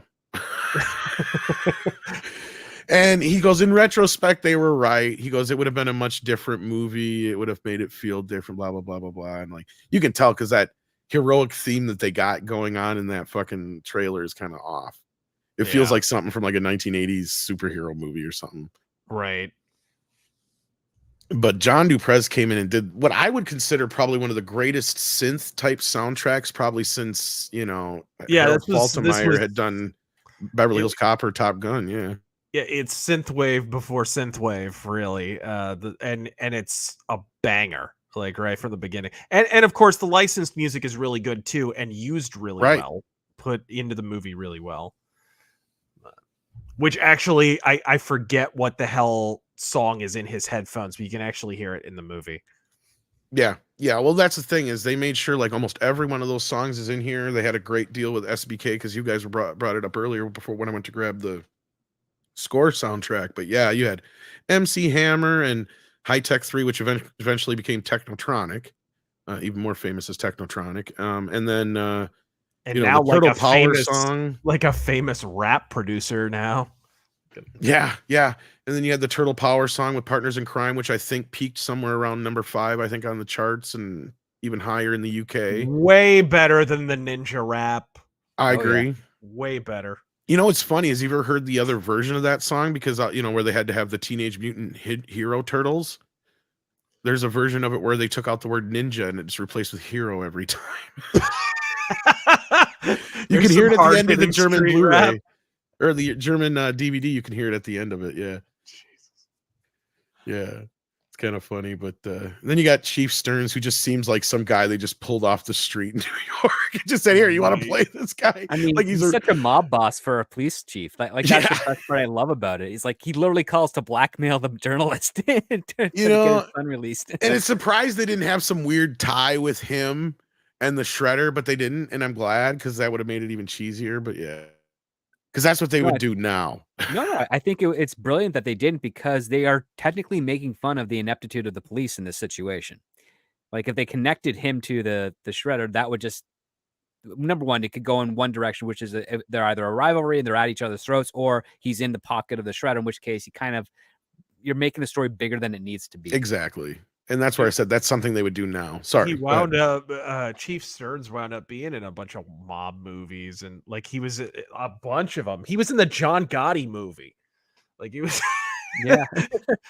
What I love is that he returns in the second film, and when she corners him on Token Razor, and she's like, how do you know that I have no idea what you're talking about, Miss O'Neill? Like, I love it. It just, that little break just kind of always cracked me. It's such a cartoon moment, but it's so perfectly done by this guy. Just like I said, he just feels like the guy they just pulled off the streets and threw in the movie. Yeah, Raymond Serra. He's no the the apotheosis of character actor. Exactly. For sure, 100%. Yeah. Him and like Emmett Walsh are like Yes. on the Mount Rushmore of character actors. Yes, I love Emmett Walsh. Yes. And then of course Raph is heading out again. And Danny got himself into a little bit of deep water there. It looks like, and that's going to give Chief Stern some blackmail, like you were pointing out. And then the Raph is following April because he wants that fucking side back. This is one of the many shots in the movie that are taken directly from the comic. This is actually a panel from the 4th graphic novel. Man, I really got to revisit those. I have the collections. It's just been a while. Yeah. And speaking of the comic, I love how they made sure that these guys looked almost exact. Like these guys are right out the comic. 100%. Yeah, they look exactly like the Foot. And they're not robots. And they're not purple. And then that's the actor who plays Donnie in the suit. Yes. Yep. And he's one of the only ones who doesn't play off, but he does talk to himself in the second movie on the phone. Some guy named Donnie. That's him. Oh yeah, he's the one with the ponytail. Yeah. Yes. Because like I said, there was always this thing with them playing a scene off of each other. But this whole scene is just full of great fucking shots. Oh, I mean, yeah, this is really well shot. This whole sequence here is killer. Just and how Steve used various speeds to speed up Raph's movements, because that's the thing is he's like, these guys are slowed down by X% being in these heavy fucking suits. So in almost all of the turtle footage, it's always sped up. So what that means is they undercranked it. Yeah. Frames in order to do that, because it's like, the movements that they're doing didn't have the fluidity at a normal frame rate. So I think they trimmed a frame and a quarter. Which is actually something the Henson Company figured out. If you famously watch, Gremlins did it too, but I think Chris Walas worked a lot with the Henson guys. That's what they would do is they would shoot it at a slower speed. So then when you play it back at normal speed, it would be higher speed, but it wouldn't be at such a rate that it wouldn't seem off. But when the way these guys were moving, like you just said, Script, especially with the animatronics as they were moving, so the actors would actually do the voice acting just a tad slower. Little Shop of Horrors actually used it a lot. Rick Moranis had to do all of his lip syncing to a slowed down version of himself. Because the plant would have to move at such a slow rate that when they sped it up, it looked normal. And so they used the same technology, same idea here. Of course, because Henson also worked partially with the Little Shop of Horrors as well. But like I said, that was a whole thing where they had that kind of idea of like, okay, you speed it up, it makes it look more real, and it works here, especially when the turtles are talking and it feels more fluid and natural. And then these fight scenes feel more fluid and natural and more kinetic, I guess is the word I'm looking for. Right. But yeah, they do a great job with that. But keep moving along here. Sorry, we get so sucked up in this. It's such a great movie, and of course, this is where April finally gets introduced to the turtles proper, and they want to keep her, of course. And I especially like the cause and effect, how one of the Foot Clan survives the fight and decides to follow them. See, now I was never sure if that was Danny or not, but they always kind of never were clear on I don't think Danny ever wears the uniform. Yeah, I don't know. No, because he doesn't get the headband until later, remember? That's what I thought too, yeah. That's what always kind of threw me off. But then he knows where they're at. That's the weird thing. Well, they don't go to the sewer, they go to April's apartment to get the turtles. The vaunted 90s woman vest, just to highlight that hourglass figure. Yeah, but how does he know where the layer is later on? Flatten it out and turn her into a fucking pole. Well, she looks like the grandfather clock that's been scavenged just to her left there. Yeah, the 90s fashion was not very flattering, kids. Now, this is late 80s, early 90s. Like, that is one of the worst eras. Like, people talk about how bad the 80s were. No. It was mainly just the late 80s. Yeah. We're talking, like, fucking shoulder pads and... Well, at least with the shoulder pads, if you still had the lean waist, you still got the hour. It still looked like a chick, is my point. No, they really dressed her like a cat lady throughout most of this movie for some fucking reason. I think part of it was, I think Judith had this idea, because I'm sure she had some say over some of her costuming, and she probably had this idea that April's probably like this, flower child kind of, person kind of came up in that era, and that's where she's a reporter now, and she's trying to nail City Hall and shit all the time and all that kind of. I'm sure she probably went with that kind of a mentality, so she's like, yeah, hippy dippy lady. I'm surprised they didn't do any drug jokes here just to kind of hit that home, though. Which is of course, we didn't even mention it, but of course this is one of the major divergences from the comic. In the comic, she's an actual like lab technician. That's why she's wearing the fucking jumpsuit. No, the jumpsuit was not invented in the cartoon and handed out so that pervy men could fucking thirst over her, as the retards say on social media now. It was actually from the original cartoon. She was wearing a jumpsuit because she works in a fucking lab. That's where it came from. For Baxter Stockman. Yeah. And then they just brought it over to the cartoon because that's how the character was. Then she figured out his mousers were being built for nefarious purposes, and he was going to kill her. Yep. The Turtles find her, and that's how it worked out. But and then of course we get the great retelling, or the telling of the Turtles' tale, and shot on 16 or 8mm, I think it was. Super 8, yeah. Which is kind of interesting. But this is all done by Brian Henson, believe it or not. Well, the reason they did it on the Super 8 is because I believe the idea was, these are like home videos.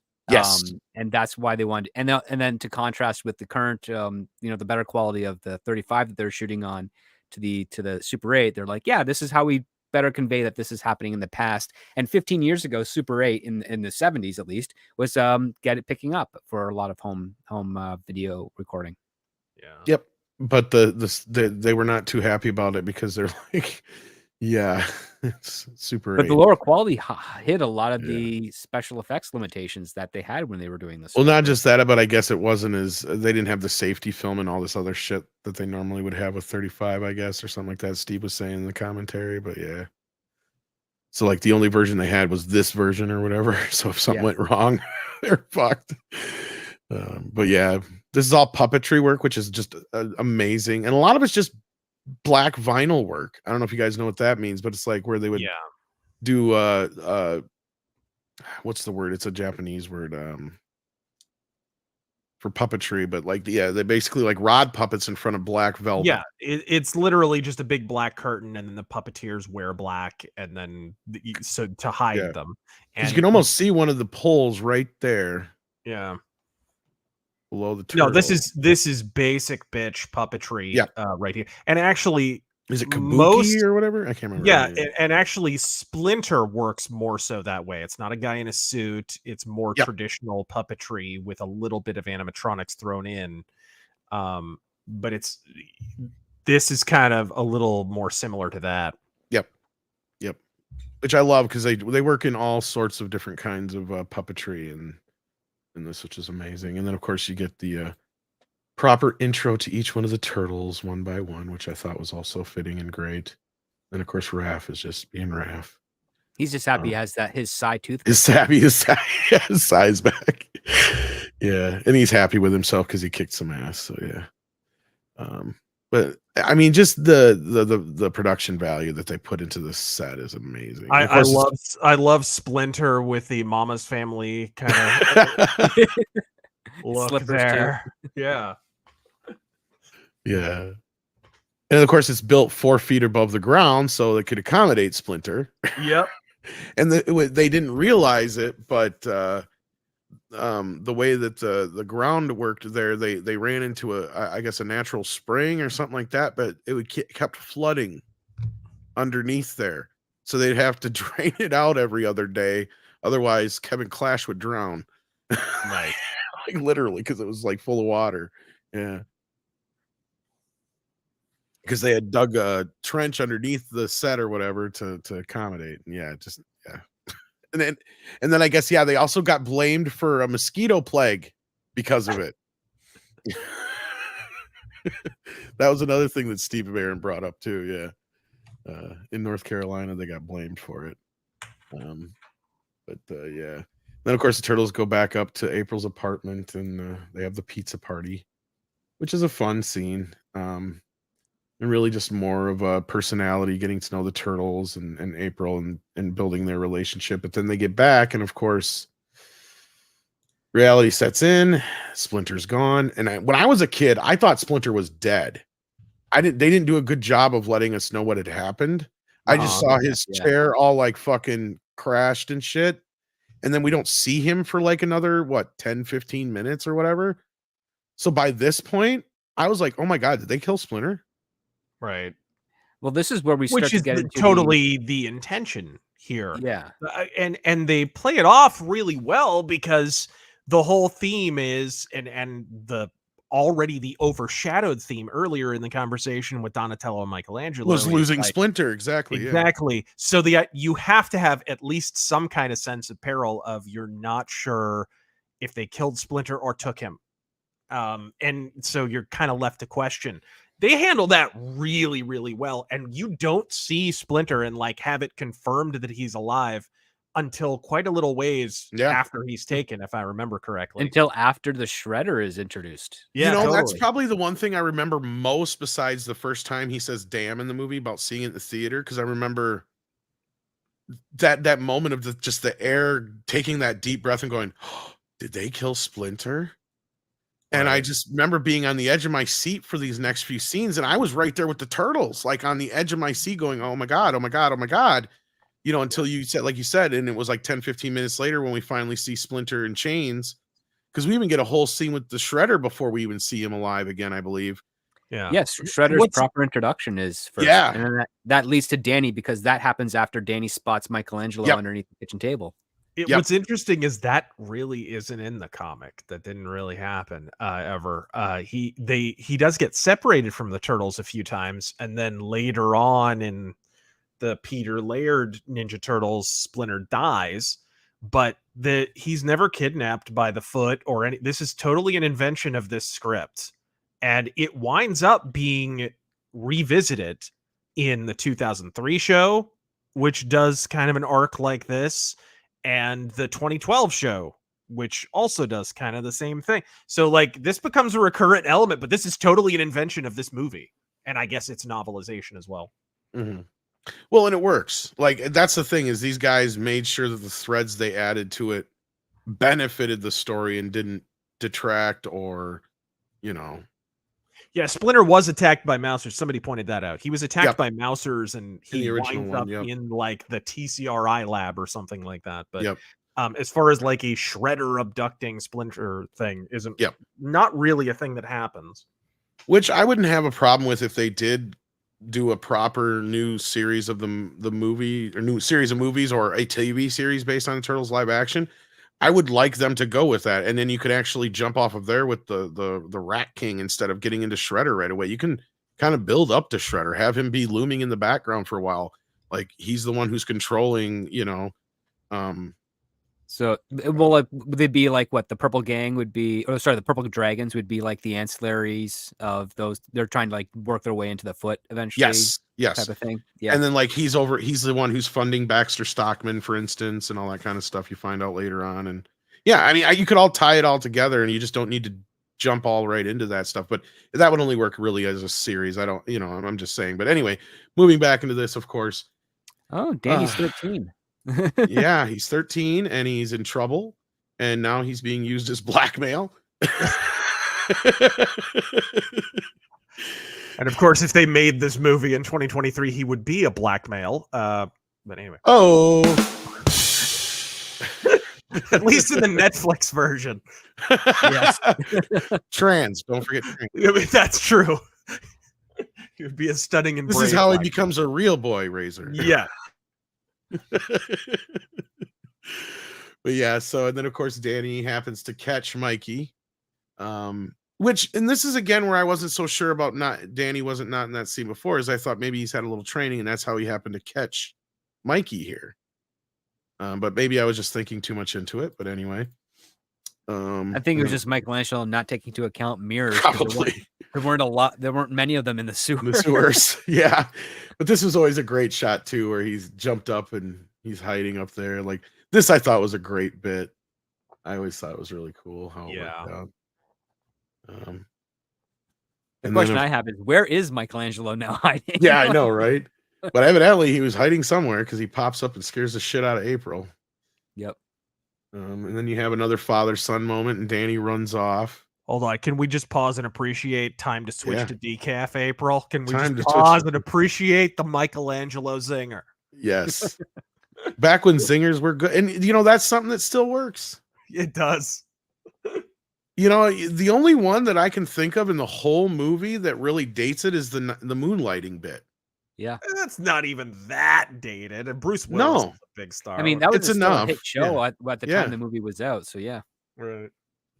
I mean, I was thinking of that the last time I was watching it here, because I had brought up the whole thing about part 3, because someday I'm like, man, maybe I'll re-edit it and cut out all the modernisms, and might help the movie a little bit. But no, that's a great bit. And then, of course, the father-son moment with Danny, he takes off. We already saw this before, but we get another Sam Rockwell scene, the famous menthol or regular scene. Yeah. Kids smoking like a regular fucking I mean, that blonde kid that acts like it's so cool. It's like, you got any cigarettes? Like, you're badass. Ooh, edgy. This was the kids. This is my cousins and shit. I knew, like, this is what drove me nuts about when Seth Rogen's like, we're gonna make a movie where they actually act like teenagers for once. It's like, did you not see these original movies? Like, these kids are teenagers. They're acting like teenagers. The Turtles pretty much acted like we did back then. No shit. Fact, I mean, the comic was drawn by teenagers. In fact, my older cousins hated the fucking cartoons. Hated them, right? Yeah. I drugged them to this movie in the theater when it came to we had this like cheapo theater that would get movies like 3 months after they would come out near where I lived. So I drug them to the movie theater when it came out. We went and seen it the next 2 nights. They loved it so much. Yeah. They loved this movie. Couldn't stand the cartoons, didn't get any of that shit, but they loved it. Why? Because the type of jokes and the way they acted was the same way that the Turtles acted. Yep. Like, they loved Michelangelo. And they loved the second movie because it's even more of their humor. But who doesn't want a half pipe and a ramp in their fucking house, man? No shit. Dude, where do I find that? Where do I join the Foot Clan? They got a complete arcade. They got foosball tables. They got ping pong and a half pipe. Boy, did I ever sign up for the wrong fucking... Fuck the Ninja Turtles. Sign me up for the fucking Foot Clan. But I do kind of love... Hammer? Yeah, and I know this wasn't even a part of the original comics, but... I do think it's a really interesting, cool way of bringing regular teenagers into the story by having this whole, like, Oliver Fagin thing going on with Shredder, and how he's basically taken the youth of New York and turned them into his army of fucking thieves. He's corrupting the youth, which of course now is the school's job. Yep. But no, I love this line. I love school play. Fucking brilliant. Yeah. And then of course, this was a famous scene here. I know you probably know where this is going, Razor, because this is where they had to trim it down to get a PG, because Tatsu kills a motherfucker. Nope, that's not this one. That's in the locker room later. Oh, that's in the locker room later. You're right. Yeah, when he's mad. You're right. Script. I'm sorry. I'm getting ahead of myself. No, yeah, that's all right. Training scene. Yeah. This is where Tatsu kind of becomes the other type of leader. Like, he kicks the guy down and then he goes to his side. He says, never lower your eyes to an enemy. Yeah. Whereas Mr. Miyagi just slaps you in the head and tells you never always look a eye. Yeah. Paint the fence. Yeah, paint the fence. Do my laundry while you're at it. And this has got to be seriously, guys. If you have not seen Showdown in Little Tokyo, you are robbing yourself of a delight hearing what Tatsu's real voice is. It's dude, it's every Asian guy cliche. It's like, forgiveness, please. We are here from the electric company.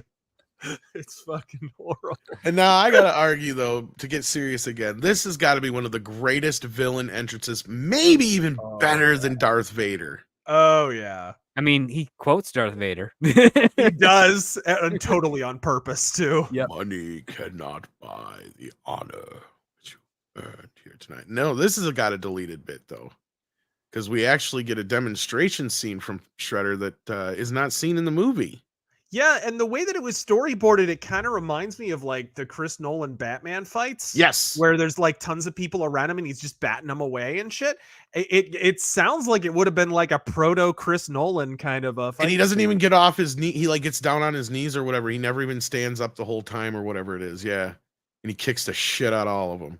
Again, I have to say, the guy who did the voice did a good job, but the guy in the actual Shredder outfit has a really menacing bad guy voice. When they did the reunion, they did like readings of lines from the movie and whatnot, and of course, they didn't have whoever the voice actor was, so the James Saito, the guy in the suit, did it, and it's like, motherfucker, why weren't you the Shredder? you sound amazing. What's funny is I know that a large portion of this movie has ADR in it. Yeah. I don't know if they just shot it that way on purpose or what, but yeah, who knows? But he sounds great. He would have been a really good Shredder. I mean, I know they knew they had to cover up for the Turtles, but I mean, Judith does a lot of her shit's ADR. Same thing with Elias. But and a lot of that was just because they had to do it at different speeds and whatnot too. But yeah, anytime they were on screen with the Turtles and as they were speaking, they had to redub. Yeah, but for some reason they redubbed all these guys. I don't know why, but yeah. I guess I can understand Toka because not Toka, Tatsu, like you guys were saying before, he doesn't quite have the voice that fits. But no, sir. Yeah, no, but Shred. I mean, the way that they made him look in this movie, I was worried because this was the first we didn't get to see him before. No, this is exactly Shredder from especially the fourth comic. This is the second version of Shredder in the comics. His exact outfit, 100%. And they do brighten it up a bit in the second film, unfortunately. But I do like the purple. I do like the purple, but yeah, it's a little too bright. On the helmet was a little much. Yeah, it's a little too. It's a little too Prince in the second movie. Yeah, the buzzsaw blade. What did you join Wasp? What the fuck is this? Yeah. No, yeah, I do like it, but it's not as cool as this one. Like the darker maroonish purple works for me a little better, but but then of course you got April calling out Chief Stern again, which pisses him off. And then you got the fight kitchen. I love the camaraderie between Mikey and Donnie. They just play off each other so fucking well. And is it almost ironic that they were both child actors doing the voices? Totally. It's probably they probably were keeping that in mind. You know what I mean? I wonder, because you got Cousin Oliver and you got Corey Feldman, right? This is the difference between these guys, though, and like the new voice actors in Mutant Mayhem, where they like go the opposite way.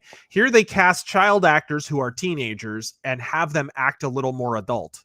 Yep. And in the new one, they get these teenagers and they're like, act as fucking juvenile as possible, be as grating as, and it's like they sound like they're still in school. They don't even sound like teenagers. No, this is one of the scenes my cousins loved, because this was because I had 3 cousins that were boys and they lived together. So me hanging out was like the Ninja Turtles, because you had 4 of us.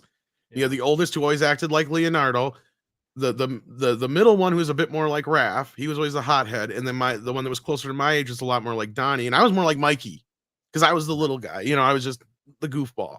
So we all had those kind of personalities, which was weird, but they would laugh a lot, especially at the pork crying.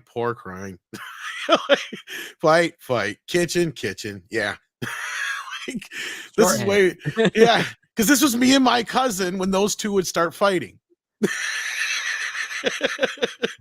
Nintendo, let's go. Let's competition. Now's our time to play. Yep. Pork rind. Pizza, sure. Let's get one. Yeah. And then these two fight. This is just a great fucking scene between the two of them. It is, however, a very good example of a problem they ran into over the course of the production. They had like interference on the mask, so Leonardo's mouth barely moves. It's like having a stroke. So what RazörFist is referring to is when they got to South Carolina, where they had built because this is a set, the sewers a set, the antique shop's a set, the rooftop's a set. So like 90% of the movie shot in North Carolina, and they didn't realize that they were close to an airport. And they didn't realize that was going to interfere with the FM signals that ran the Turtles. So once in a while, the Turtles would go on these crazy spaz outs. Right. And they couldn't control them because their faces would just be going wacky all over the fucking place because of whatever was going on at the air traffic control. I forget what they call it, total turtle breakdown or something like that. I would love to see the outtakes of some of that shit. Yeah, and they would just go batshit. Their left eye would go up. They'd have a total Biden moment, and and they'd literally like just call time and like try and figure this shit out. And it happened a lot. And it's actually one of the reasons that they went kind of behind schedule for a while.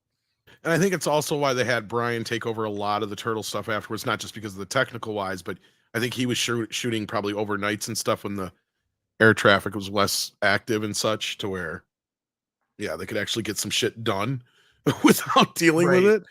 And they could just handle the regular actors during the day. But like, I mean, then you have stuff like this here where this whole scene is carried off with the stunt mask, even though he's got dialogue. It's the stunt mask the whole time. I mean, it's amazing what they pulled off just with those, you know, sometimes, because they would look so good, even on the close, because they even get a close up here on it. Believe it or not, after this great shot here, this is stunt mask. Mm-hmm. It's not even one of the more articulated ones. I can't believe how good it looks, but it still holds up to this day. And that's a great shot too, of the foot just emerging behind him. I mean, it's great. Yeah. And of course, you go get Ninja kick the damn rabbit, do something. Love it. I love this bit too. Oh, you're letting him blow right by you.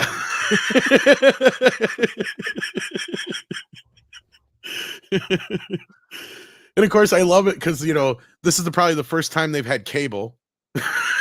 Right. So Mikey and Donnie are just soaking up everything they can. But, you know, I just think of these little things in the rewatches. But, you know, of course, then April returns and Leo's still wondering if they heard anything yet. And where's Raphael? Well, Raphael's getting his ass kicked. Of course, as you pointed out, this was Leo in the original comics. But I think it works better as Raph. Well, it's a little different. I think they work for different reasons. The original version, right. That's true. Leo, it's like around Christmas. I do need to time. reacquaint myself with it. But yeah, it's like around Christmas time, and Leo's in like the snow. This whole fight takes place on a snowy rooftop and out in the streets of New York, and it goes on for pages and pages. It's fucking gorgeous. It's a really, really, really cool fight scene. If you haven't read the original Turtles comics, you definitely should. But then at the end, it just Leo crashes through the window, and I think that's how that particular issue ends, and then they pick it up from the next one. They basically do that 1-to-1 in the 2003. The 2003, show. I was going to say. So if you want to know how that's handled in a more dramatic fashion, it's done really well. That's my other problem, is a lot of my memory is kind of fused with that. So it's been that long since I've read the comics, and then that much longer since I've watched that show. So the two meld. So, but that's not a bad thing for that show. It just goes to show you how close that show was to the comics, basically. But yeah. I think they could have easily reversed this. I think they easily could have made it Leonardo gets taken out and gets pissed, and Raphael turns into the concerned brother and learns something. It still could have worked. But it could have, regardless, this is still great. I think the whole point of making Raph the more central turtle works for the movie better that way, because emotionally he is the one that we can kind of follow through with. But I think that's why they changed it and did it that way. It makes sense and it works. But like, I mean, it's just so great. It's intercut with like these guys just talking, and you know, we get April's little bit of background in April. You know, she had a father who clearly had this dream of this shop that didn't quite work out, but she's keeping it alive for him. That's probably where she's funneling a lot of the money she's making into, is just paying for that place. But she's also got a decent place in New York. She can't complain too much, I guess. Yeah. But then you get this great shot here, as you said, that's practically right out of the comics, where right skylight. There is no skylight in the comic, but just right in through the window really works. And this here, like this was pretty intense for me as a kid, I got to admit. For a PG movie, they pushed it to the extreme. Oh, and notice the makeup that they put on the actual costume. There's bruises. That they incorporated into. There's blood and a little bit of blood spots and stuff here too. That kind of smears and looks weird, but yeah, they took that attention to detail as well. Yeah, you're right, script, that they made sure that you noticed. And then of course we get the great nunchuck scene. Yes. Which this scene was famously cut out in a lot of those other versions that we had discussed earlier. Imagine cutting this movie out of the scene, this scene out of the movie for any reason whatsoever. This is one of those few rare scenes where I'll talk about with script where, you know, you can't stop a movie for nothing. And this is actually stopping the movie for technically nothing, but it's still one of the most memorable scenes in the movie. So that's why it's there. You don't need it. You don't need it's not necessary, but god damn it if it isn't fun. Like, Yep. It's just the whole back and forth. It's kind of like the whole dance-off scene in Guardians of the Galaxy or whatever you want to call it. But like it's a great scene. Doesn't need to be there for 3 minutes, no. But one thing it does showcase is the fact that it's teenagers essentially fighting teenagers. True. Yeah. That's a good point. This is a dick measuring contest. Like that's what this is. Yeah. Yeah. That's a good point, script. I like that you pointed that out. Yeah. That helps. Because then this is always one that we debated as kids, because until we got to the video, was he, because a lot of kids are like, oh no, he's spinning it on top of his finger, and like, no, he's just spinning it. No, then when you see in the video, he's literally spinning it on top of his finger. Like, what the... That's defying logic, but oh well. Like, how does that work? Yeah, he's holding the chain in the middle and spinning it that way. Well, there is no chain. That's the thing. It's the leather strap. But yeah. Keep practicing. I love this shit. Keep practicing. Yeah, this whole build up, and then it just goes. I like how it starts out lighthearted, like the turtles are having the normal kind of fight they do, and then it gets more intense and desperate until finally the building's on fire and they have to run away. Right. Well, and it's what they figure out is because once they start getting outnumbered, they realize they're outnumbered because they don't have Raph, and that's where it's great because you get Casey coming in to take that spot. But in a lot of the foreign versions of this, I don't know if you guys are aware of this too, but like they add goofy sound effects to every single punch, blow. Yeah, there's a few even in the American version. There's a few, but not as many. Like that was more worked into the score a little bit. Like there's a few, but like and some other spots. I know what you're saying, but like they literally have like wah wah and goo goo and boo boo and diddy and wah bonk and shit like that going on, like cartoon noises through the like even when Shredder's getting flipped over the building, which in the other versions it cuts weird because they can't show the nunchucks, so it literally shows, and I've seen the other versions too, it literally shows Shredder running at Splinter, and then a flip cuts real quick to Shredder just flying off the building, like he just jumped over the building, like he's committing seppuku. Yeah. Dude. And here's another pop and when he does that, it goes woo whip. And here's another pop culture reference that somehow all this time later is still not dated. I thought everyone loved Vanna. Yeah. The bitch is still on TV. She's still on TV. Still on TV. There's the She's only still other one. on You're Wheel right. of Fortune. That's the only one that would date if she was gone. You're right. But yeah, they start to get a little more outnumbered here, and as of course they're like, Donnie's like, I don't think the floor can handle this, you know, and that can't, and of course it crashes through. And the director said that was a one-take thing. They were only going to get that for one take. So I guess they literally shoved those guys down through the ceiling of this thing. So yeah. And of course Tatsu's down there with a bunch more guys. And then they're getting their asses kicked now, like you're saying. And I like how they use the things in their environment. That was always fun to me. They took this way too far in the second. I was just going to say, unfortunately for the second film, they do it too much. But I also like this here. This is also showing her again. She's not, being the damsel in distress. She's not useless. She's sitting there. She's protecting Raphael. I love this shot here. That's why I grabbed it. Because it shows her, in a great light and compared to a lot of shit we have nowadays here. Then Casey, of course, comes in to help out. Which I always like this part too, where he comes in here and they're like, who the heck is that? Wayne Gretzky on steroids? There's another one that Mike dated a little bit. Not really. Who's a more famous hockey player than Wayne? You got Gretzky a point. Still. Yeah, you got a point there. Mike, it's like saying Michael Jordan. True. And then, like as you said, the place gets set on fire because one of the idiots hits electric outlet, and everything starts to go down in flames. So they escape out the back in a van. This is where Casey Jones learns April's first name, but never repeats it ever in the movie. Yeah. Really? Yeah, I never noticed that. Her babe, princess. Yeah. I never noticed that till you just said that. Yeah, you're right. Well, yeah, but that becomes a meme. He's got to do. Yeah. Yeah. That's kind of a meme thing. Yeah. Then of course she's watching it go down in flames, as Danny is as well in the background.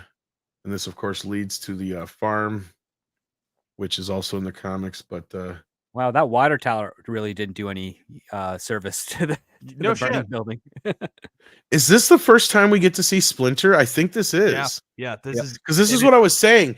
Because we were literally midway point through the movie. He was not in it like for 15 minutes or so. I wasn't kidding. Like, yeah. Sorry, go ahead, Razor. What you were gonna say? No, this is exactly what I was talking about before, with like building that tension up of whether or not Splinter's even alive. Dude, it's handled so well. And of course, they don't show him until like the darkest kind of nadir of the Ninja Turtles. So this sort of is like, I guess, kind of your ray of sunshine, I guess, in the plot. Yeah. But even this is handled in a really dark way. Right? Oh no, this is their mid-act turning point. Like the Turtles have suffered a defeat, and on top of that, it's not enough that their father has been missing. Is like he's now a prisoner being tortured essentially by the Foot Clan. Yeah. So yeah, it's a fate worse than death, essentially. In a way, I'm sorry, April. I know this comes as a blow. Yeah, that's good. You know, I just saved you an 8-mile round tripper. Right. Take a class in insensitivity. As a younger kid, I never understood that. As an adult, goddamn, if I don't understand that, Casey should have just grabbed some chocolate, threw it at her, and ran. Like, I'm sorry, you lost your job. 70s rock fan. Let's get to some of these super chats while we're at the midpoint. It says, I'm more hip replacement than hip, but I will be talking Motu. LOL. Yes, this is true. And hopefully you can join us for that next week. Same time, different channel. SXHBK says, wise men say forgiveness is divine, but never pay full price for late pizza. That's true. Lester San Jose Skeptic has become a member. Thank you so much. The Tweaky Kid says, my dad choking up a bit, Raphael getting beaten to an inch of his life is what I remember most seeing this movie. Compared to what's come after, this first film stands out more. And it stands up. It does. J. Rob says, folks, just an amazing movie. Thanks, lads. Oh, yeah. Well, we're glad we could do this. You know, speaking of which, not to interrupt the super chats or anything, but like, when did you rediscover the movie? Like after like you know what I mean? Because when you're younger, you kind of watch these movies and then put them away after a certain point. When did you rediscover it? Right, I never put it away. It stands up. In other words, I never put it away, man. I'm not kidding. Well, like for me, okay, I went through. I didn't watch the sequels as much. I guess you could say I rediscovered the sequels later on. So I get what you're saying, but go ahead and tell your version. No, like okay, so Ninja Turtles craze was massive when I was a kid, so I was way into it. And then, you know, other stuff comes along, you get into other things, and then you become a teenager. Oh, in that respect. And I remember staying home from school sick one day. I was like 15 or something and having nothing else to watch. Had the VCR sitting there, even though we had a DVD player by then. And I'm like, okay, whatever. I'm just going to watch Ninja Turtles. It's sitting right here. And figuring it would be whatever. And I was like, holy shit, this is amazing. It's like, this is exactly as good as I thought it was when I was a kid. What the fuck? And I feel like I'm probably not alone in that. Like, no, this movie holds up so much better than it has any right to. It's ridiculous. Do you have a story like that, Script? Or yeah, it was actually my first year at college. We were getting into a little bit of a puppetry and production, and one of the parts was to study this movie along with Labyrinth and Fraggle Rock and a couple of other things, like how do you shoot puppetry, how do you operate it and stuff. And they just showed us a bunch of clips. And ironically enough, as they were showing us these clips, Pizza Hut up here in Canada was doing a promotion where they were releasing the trilogy on a DVD with a pizza order. And so I remember the like complete collection thing that comes in the pizza box. Like, yes. Yeah. And it was crazy. And that just happened to be in sync. So we're like, I don't actually have these films on DVD. I got them on VHS. Might as well just order a pizza, get that, and be able to watch them. And so after we saw our clips and how they did it, stuff in school for study, and then we had to replicate similar things with these really beautifully created puppets from another company. Yeah, we ordered a pizza later that night. We watched the first one, and then we were just blown away. But like, yeah, this is just as good as it was when we were kids. But but we were, as adults, we're able to see all the other nuances and the techniques that are going on within the film. And we're like, wow, this is way better than you'd ever expect it to be to a Ninja Turtles stuff. Because I still vividly remember the cartoons and how silly they were. And you're just constantly wondering, like, were the writers really stoned off their rocker when they were doing the cartoon in comparison? Because this one here has, like, it was very focused. You had a really touching father-son story. That was one thing I vividly remembered rediscovering from this film. But yeah, that was my points. Like, yeah, school basically got me back into it. Because much like with you, Razor, as I got older, like just before I became an official teenager, I started dating my long-term girlfriend, and I was more interested in her than anything else going on for up until college. And so, yeah, even though she had her own geeky vices and I had mine, it was never as intense as it was before I discovered women. But yeah, when I got into college and we started studying film history and techniques and all this stuff, one of my teachers even saying, like, yeah, Ninja Turtles is one of the best movies for puppetry, live action puppetry that has ever been made and probably ever will be made at this point, since CGI had started dominating that point in the early 2000s. Yeah, definitely. And even it was, God, by 94, right, 4 years after this, we're already getting more CGI. The Shadow comes out in 94. That was one of the first big ones that had a lot of CGI. Year after Jurassic Park. And Jurassic Park in 93, tons of CGI, but also a big puppetry movie. So by the end of the 90s, like, that was it. Like, it was over. No, I mean, I kind of had, like, this movie itself never went away from me, because, like, literally, this was one of those movies that I would watch a lot, even as a teenager and adult. But now the second, third film kind of fell off for me, and, like, the whole idea of Ninja Turtles as a fad probably ended with that third film. Because the third film came out, I was 13 years old, and I remember seeing it in theaters with my brother, and I went to go see it on opening day, and I remember walking out because there wasn't very many people in the theater. And at that moment, I kind of realized, yeah, Ninja Turtles has run its course. And that movie was really not made for me anymore. Like, I mean, my brother was like, yeah, it was all right. I'm like, yeah, but it was more made for you. That's why you liked it. I was like, it's just too kiddie for me now. And he was getting into Power Rangers and all that stuff. And that's where I kind of noticed that I was not finding any interest in anything new. So that's the thing for me. Ninja Turtles was always that last vestige of my childhood. Yeah, the last new thing I got into as a kid, I guess you could say. Well, and nothing came along that was as big as Ninja Turtles. Nothing did. Power Rangers tried, God bless them, but it was nowhere near as big as Turtles at its peak. But even TMNT was one of the first DVDs I bought. Even kiddies, I believe it or not, even Pokemon, even Yu-Gi-Oh were not as big as it was. It's kind of hard to explain how huge this shit was if you weren't there. Right. Yeah, I never saw birthday cakes of Pokemon or Power Rangers birthday cakes. Crazy, bro. No, eventually they did. But, eventually, they sure did. But no, like, you're right. Nothing away I'm from talking like the pre-made stuff. And the like, next thing after this was like the next mutation, so that really turned me off, because that was literally mixing Ninja Turtles with Power Rangers, which to me, and I get it. I know there's probably a lot of Power Ranger fans in the audience. I'm not putting the Power Rangers down at all. Just to me, they were two completely different things, and they didn't belong together. Right. Like, and they basically were trying to glom the Turtles onto the new thing. Yes, Power Rangers. It's crazy to think about, but there was a time at the end of the 90s, because now it's an established franchise, but there was a time at the end of the 90s, early 2000s, when Turtles were stone dead. Like, they were stone dead. Kevin Eastman sold his half because he had been told, oh, it'll be 3 years, and then it lasted 10. He just figured he was lucky. He's like, fine, it's over now. I'll sell my half. I'm doing Heavy Metal Magazine. I'm busy climbing Julie Strain. It's no big fucking deal. He sells it. He goes on his way, and Peter Laird somehow pulls a rabbit out of his ass and makes one of the best animated adaptations. People forget how well that did. In fact, the only reason it didn't get a sequel was for some reason the company went out of business. It went bankrupt, but it wasn't because of that movie. That movie did well. I don't know if they... I'm talking about the 2003 show, but the movie was good too. Yeah. That, that too. Yeah. Was really good. It's probably like one of the better. I would say it's like the best animated adaptation of the Turtles. It's kind of like the Batman the Animated Series of the Turtles, and it's very similar. 2003, yes. It's very similar to this movie in tone.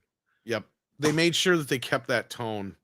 But yeah, no, like I remember the first movie was one I wore out on VHS. I literally had to buy another copy of it besides that Alliance one that I came across one day.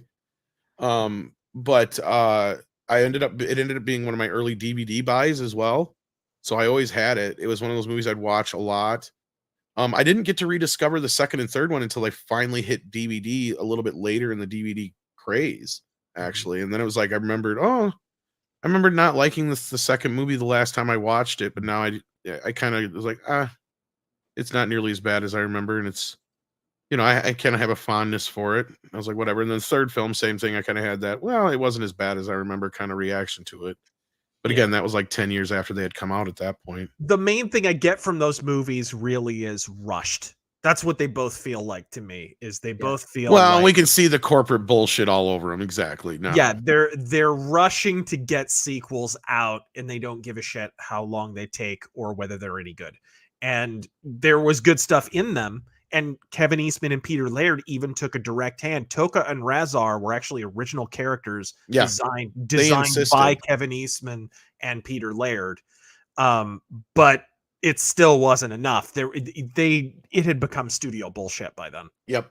No, I totally agree with you. And that's the thing, is watching it now, it's almost impossible to see it any other way. But then we got, speaking of Ninja Turtle fans, I should almost had this guy come in too, but 32 Flavors of Nick Weiser says, Raph, Leo, you have one of the biggest dicks I've ever seen on a turtle. Something Raph would never say, but fun crossover nonetheless. It is a Showdown in Little Tokyo reference. Yep. Yeah, he uses that quite often on. Well, I'm glad for that one as opposed to, you're wrong, I did hear you come. All the way in New Jersey. Mercenary X21 says, Mikey is my favorite turtle. It hurts to see him shaft.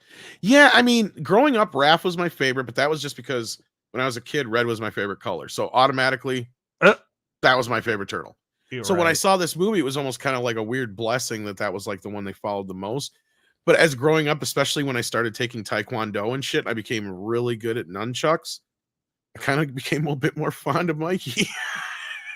Yeah. And I understand him a bit more as a turtle. And growing up, I realized I was more Mikey in personality, but I have a fondness for the two of them. But what about you guys? Who's your favorite turtle, Razor? Oh, I'm a Leonardo normie. I love Leonardo. Kind of not surprised. Likewise, because I mean, one of the things I kind of picked up on with turtles. I thought you'd be more of a Donnie guy, though, Script, but okay. Oh, no. I love the swords. I like the leadership, because Leonardo is kind of like Cyclops. I mean, there's Marvel parallels you can pick all over that. Of course, Leonardo is a lot less of a simp than Cyclops is when it comes to Jean Grey or any other. Well, unless you watch the 2012 show, he kind of simps for Karai a little bit. Oh, great. Did I say efficient? Should I said proficient? Which one's better? But no, like Leonardo is like the loyal older, son. He's Cyclops to the Professor X. That's what I kind of saw in that regard. I'm like, okay, yeah, because there's lots of Marvel stuff. Obviously, the Daredevil connection. I get more of like a I don't know, a big brother kind of feeling at But I do see where Script's coming from, because the mutant aspect did come from the X-Men, so I can see that. Heck, Raphael is very much like, feels like Wolverine, because he's like, even in that first book, especially with the sigh, when he's being sent to deliver the message to Shredder, he's like, this is what I like more, being out, being active, and an easy shot, intimidating his enemies. I'm like, okay. When he holds his sigh that certain way, it does almost look like claws too. You're right. Yep.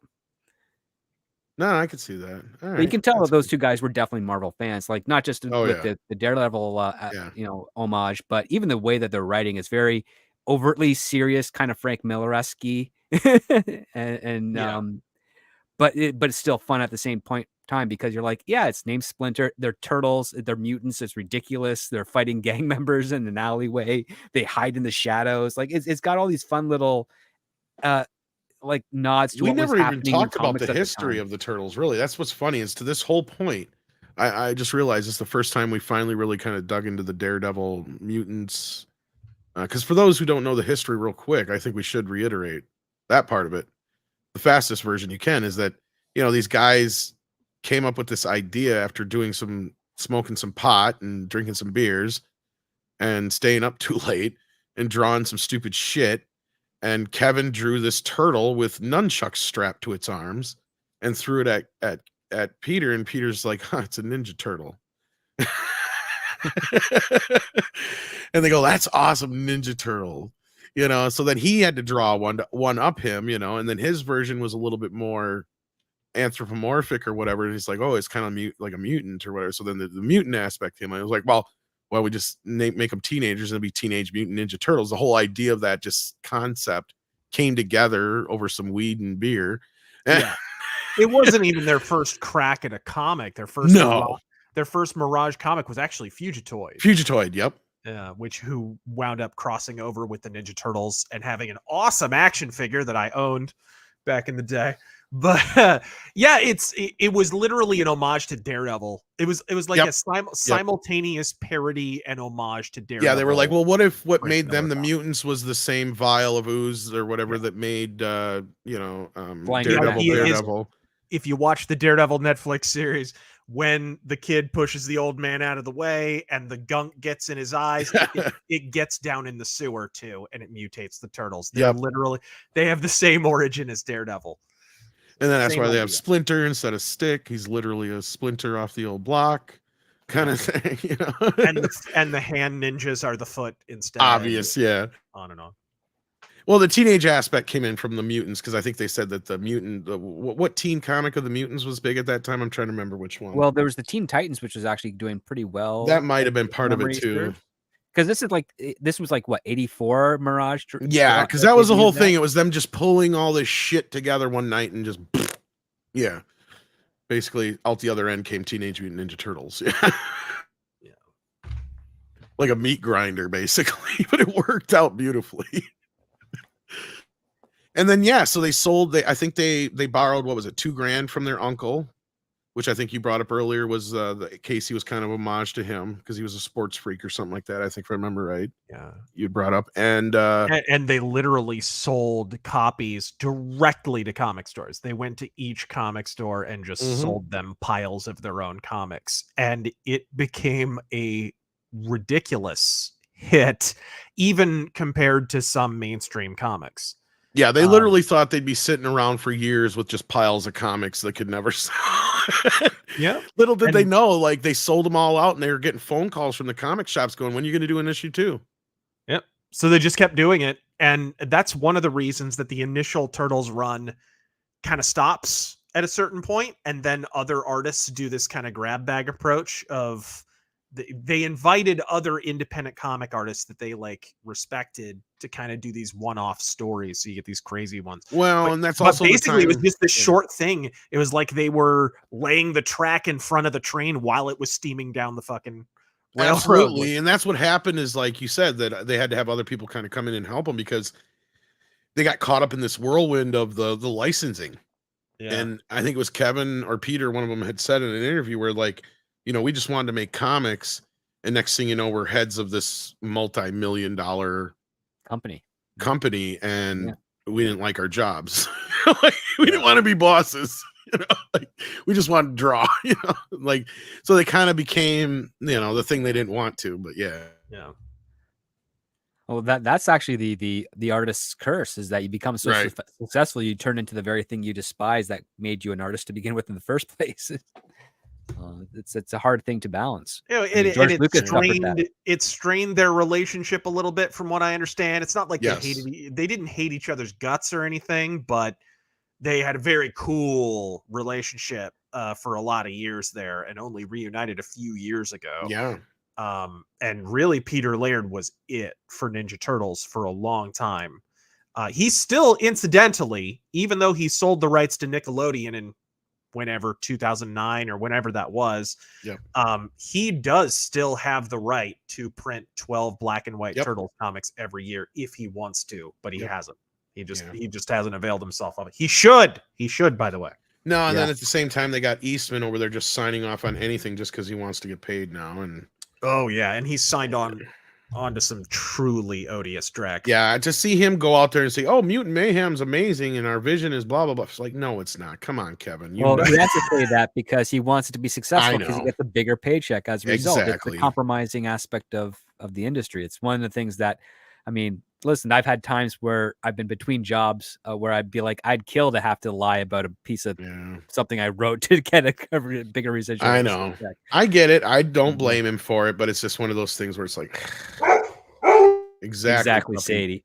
That's not Sadie this time. That was Razor's puppy. Oh, Striker A says, I remember burning through the VHS so many times when I was 5, so many Pizza Hut commercials at the start of the tape. Thanks for the TMNT coverage. Yeah, this is an event, guys, and I'm so glad I finally got it pulled together here. And I want to thank Script Doctor and Razor for taking the time, of course. Mercenary X21 says, I hate Power Rangers. It tainted Turtles and Sonic. Oh, interesting take. Tommy Review says, TMNT did a crossover with Power Rangers in space. Yeah. Mario Trillo says, had the VHS before I lent it to a friend on a tape trade, still watched the 3 from my relatives, owned the Turtles 3 bike, and did not watch again until 2003 show. Sad to see where they are now. Yeah, I know. This new movie makes 3 like not so bad at all. It actually had made me say that the Michael Bay movies weren't even that bad in comparison. Mercenary X21 says, I talked to a Sonic Saturday AM producer at Comic-Con once. The guy that ABC hired loved Power Rangers and hates Sonic or any other cartoon like Turtles. So you're saying he didn't like the Turtles, so that's why it turned out the way it did? That's plausible. But all right, let's get back into the movie here. Since we're halfway through, we're going to have to push through it real quickly. Well, this is the scene I was talking about earlier where Tatsu actually, in the original cut, killed the kid. But in the dub over voice to do that. The other part too, which is actually really what I really liked about that moment is after Splinter refuses to talk, and so the Shredder gives this look to Tatsu because essentially Tatsu lost his ability to eliminate the turtles. Like Tatsu failed, and this is why he's not once but twice now. Yeah, the temper tantrum. Yeah, because his first objective was originally to go take out April. He failed at that because of the turtles, and then their second objective was to go take out the turtles, and he failed at that. So all Tatsu has done is fail and fail. We know Shredder when he tries to take out Casey Jones, he fails again. Yeah, and Shredder does not like failure. I think Razor's back here. Yeah, speaking of the Shredder not liking failure, I don't know how much you remember from the 2003 cartoon. Yeah. Every time Baxter Stockman fucks up, he loses a body part, and before long, he's literally a cyborg with just a floating torso. Doesn't he end up killing a couple people too, even though it's off screen? Man, but that show is dark, bro. It is. I was like, and here we are, just like 13 years out from the original film. The shit they couldn't get away with in this movie, but yet they got away with in that 2003 cartoon is astounding. But yeah, but we were just talking about that. About how this scene was originally this kid got killed, so they had to cut it out and change that. So yeah, and it's Asian on Asian hate too. The kid that is killed is revealed to be an Asian guy. Yeah, because it's not the kid he's got right now in his hands; it's the other guy who tries to stop him. Yeah, you're right. Yep. And then of course Danny peeking in on Splinter, and this is a great scene here, of course, where he says all fathers care for their sons. One of the through lines of the film, like you were talking about earlier, script. Yeah. Danny and it really kind of comes together here. Because it's basically Splinter telling Danny that your dad gives a shit. And then of course we're back at the farm here, and we find out that the van is shot, which really kind of fucked with my head as a kid because I'm like, oh, that's going to end up being the turtle van. No, it isn't. We now begin April's slow transition into the Brawless Wonder. Oh, God, yes. Kind of like moonlighting, isn't it? Fuel for many a confusing early adolescent boner. But they're the way this is handled, I have started relationships this way, right? Like, I have gotten into, and it's funny because this movie actually led to a relationship once because I was arguing with this chick. She goes, the Ninja Turtles are fucking stupid. and I went into this whole thing about how the first movie was not stupid and how it was this great piece of cinema and so on and so forth. And by the end of the night, I was like hanging out in her dorm room. So we were arguing like these two were to begin with, and it's just that sexual tension that led. I mean, we didn't end up having sex at the end of the night, but it did kind of lead to us getting closer and dating. But point being, it just feels so realistic in hindsight. But at the time, it just kind of comes off as whatever when you're a kid. But no, I the attention to detail and how well they played off of each other, I thought was great, and their chemistry. And then of course you got the art bits here, which lead into the Turtles bits which we had talked about earlier with the Michelangelo scene. So if you want to get into that right now, that's probably a good point to bring that up. Like the tonal shift of the film, because now we're getting the first a voiceover narrative where she's basically at this point she had already found out she's fired, so now she's making a journal because she's a reporter. She has to do something, and we're hearing it through voiceover as opposed to and this is directly comics. Yeah. There was, I believe the gimmick, if I remember completely correctly, is that there's like a letter that is being written. I forget if it's by April or by somebody else, but there's literally like text from a letter in the margins of all these pages of the Turtles, like dealing with their defeat, essentially. And all of this is in fact, this shot here of Donatello in the truck and what this is an exact panel from the comics as the voiceover is going over. So like this is not just a comic book movie. This is one of the most earnest direct adaptations of a comic ever. It's crazy. Yeah, this is one of the bits I know that Barron had talked about where he ripped it right out of the comics and gave it to the writer and said, "Here you go, put this in the movie."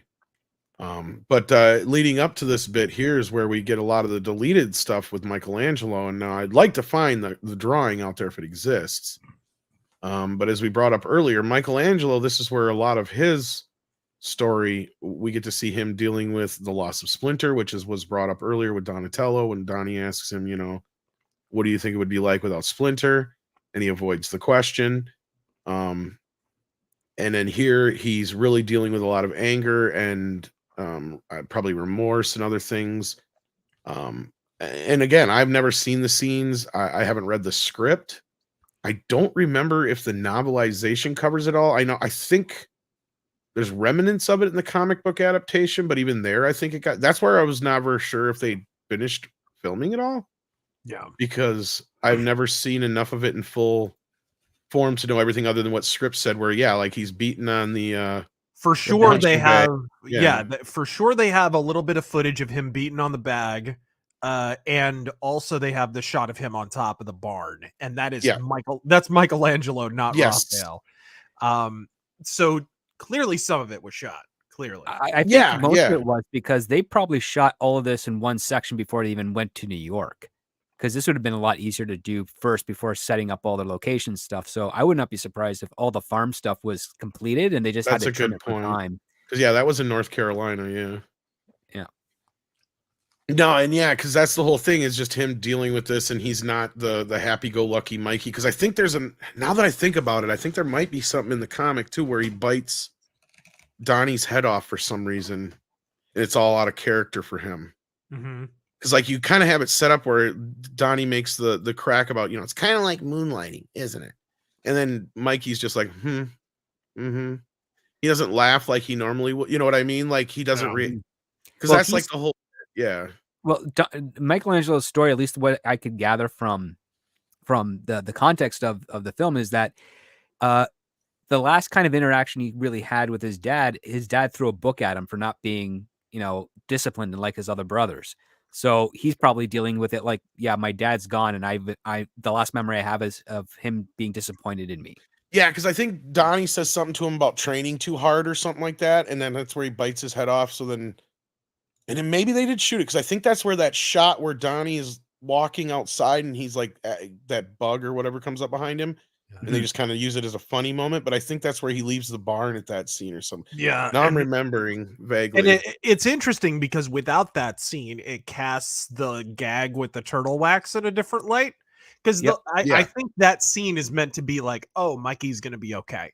Yes, Right? and that was the whole thing because Raph had come back before that, and they're training again and all that kind of stuff. Yeah, so it's all It hits a build up different. to that. Yes. This is why we're talking about like we'd like a director's cut. That's what I was saying too. Is from my memory, like I do remember that, and then because there's other shots of it too.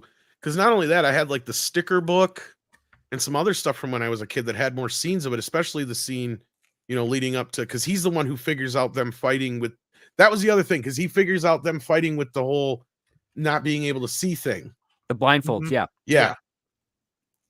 Because he figures out that was their next, because he comes up with their next training thing. Yeah.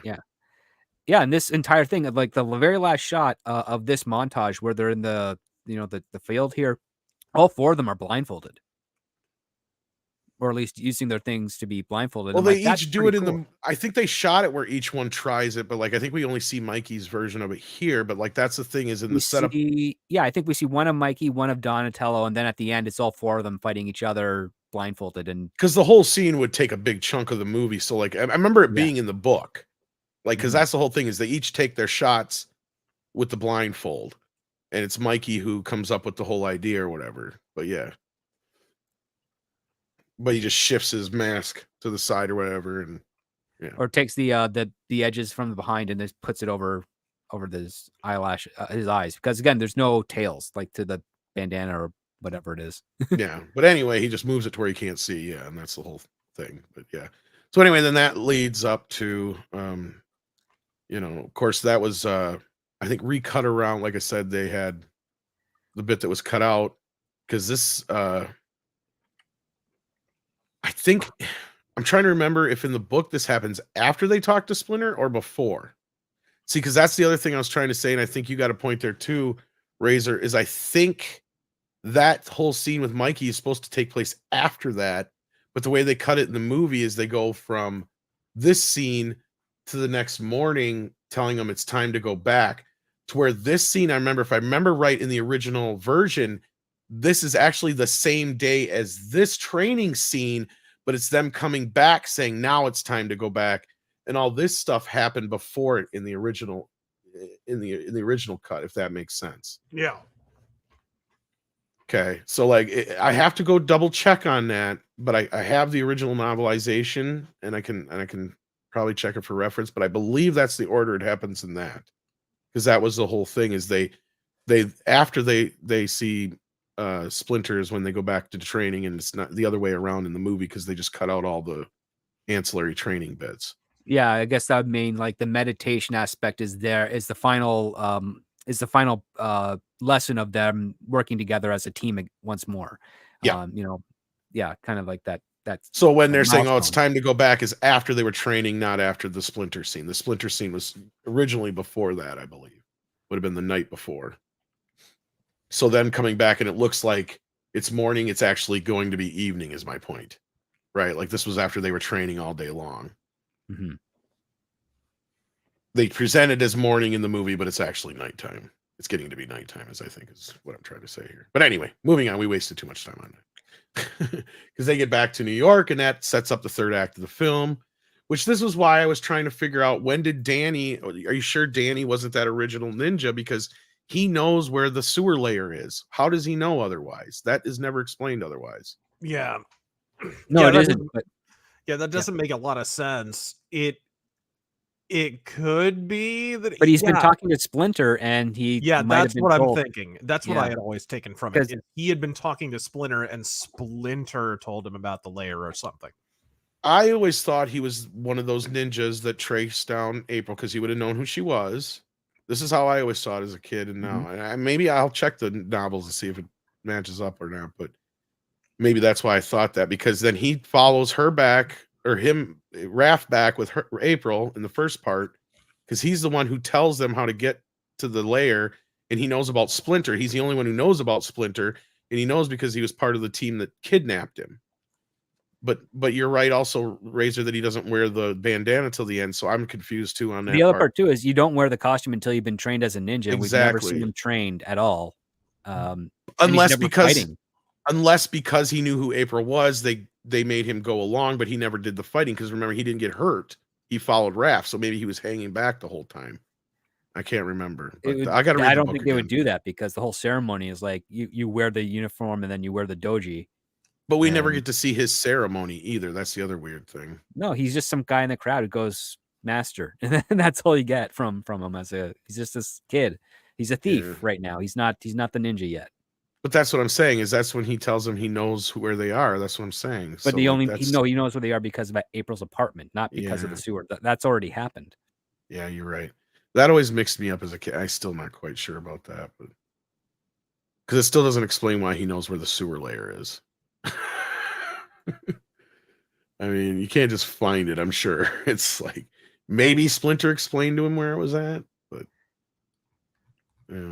or maybe the Foot Clan told. That's Shredder true. That's true. They already know. That's true.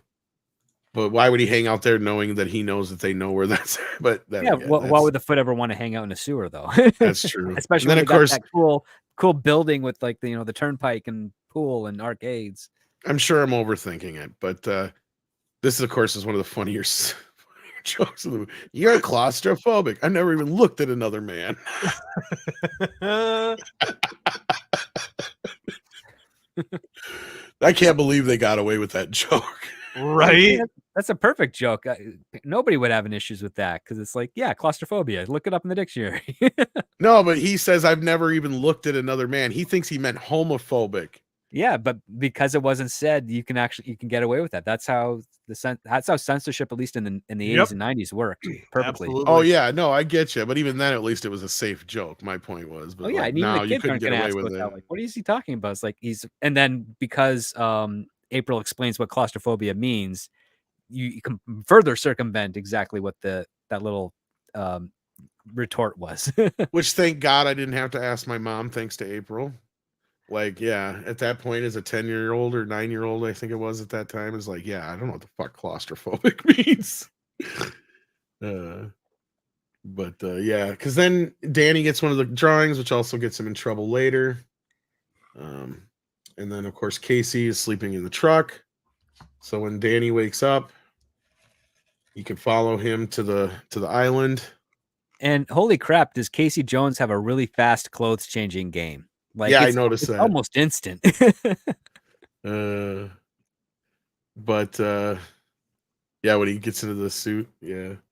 Yeah, like he just drags him down and then immediately pops up, patting himself down. And for a normal person, you're like, wait a minute, did the Foot Clan guy just beat the crap out of Casey Jones? Yeah. But then we get the second part of the Splinter story, which is the part that's probably deviates the most from the comic, but doesn't deviate as much as other versions have. Let's say, because help me out here, Razor. The original version is Hamato Yoshi's brother was in love with, or was it? No, it was Asaki's brother was in love with the same person, and they got in a fight. Hamato Yoshi. Yeah. It was this big, long, convoluted thing. Yeah, that's pretty much the same. The thing that diverges, they just tightened it up a bit. Yeah, the thing that diverges mainly is Splinter like a man, or is he just a rat, or is it that's the thing that always gets changed around? Yes, that especially, but also the cartoon primarily. Yeah. Which for the cartoon, honestly, and this is the one time where I will say something about the movie. Kind of, they probably should have just went with that, because at least in that respect, you understand why he knows ninja, or they should have come up with a better way of explaining it in this movie. Because I'm sorry, that's the one time in this movie where I don't buy it, is when he's learning ninja from his cage. like that whole bit. Some of that was in the comics. It was, yeah. But what they should have said is, had Splinter go, after I got mutated, my memory became much more vivid. Yeah. And I remembered my master's training, and that informed me. Like, they should have. He remembered his life. He remembered how to speak. He remembered all the things that he observed. Yeah, I was able to articulate and bridge. Exactly. That makes a lot more sense. Yeah, because watching this little fucking puppet rat doing kicks and shit in the cage is a little too much for me to. Even as a 10-year-old, I was like, eh. If it was a pet raccoon, more believable. Right. Yeah. Maybe. Monkey. But we get the cool 8mm footage of Oroku Saki killing Hamato Yoshi after he's killed his wife. And of course, the whole bit with the ear was added for the movie, but I still feel like fucking John Leguizamo over here. What the fuck is this? Yeah. Yeah, it does kind of look like John Leguizamo, doesn't it? But it works well because he does this really great sinister look in this shot here. And you're like, oh yeah, that is classic like 70s Japanese martial arts exploitation. The big stuff. the big divergence I didn't mention, which is actually very important, is Oroku Saki and Oroku Nagi. This storyline is based on the return of the Shredder. So in the first issue of Ninja Turtles, they kill the merry fuck out of the Shredder. I mean, they murder him good. They Leonardo stabs him in the guts. He gets freaking. Yeah, there was no bringing him back. Gets chopped up a little. They chuck him off a building and blow him up with a grenade at the same time. I don't know how they manage it, but they do it. He's in smithereens, and then his progeny comes back later, and the return of the Shredder storyline is what we're witnessing here. So that's like the big thing they changed. Honestly, that's the big thing, and yet we call him Oroku Saki. But you know what? I don't have a problem with that because when they start getting into the Utrom craziness bullshit, like that is when I kind of tune out of some of that stuff. Right.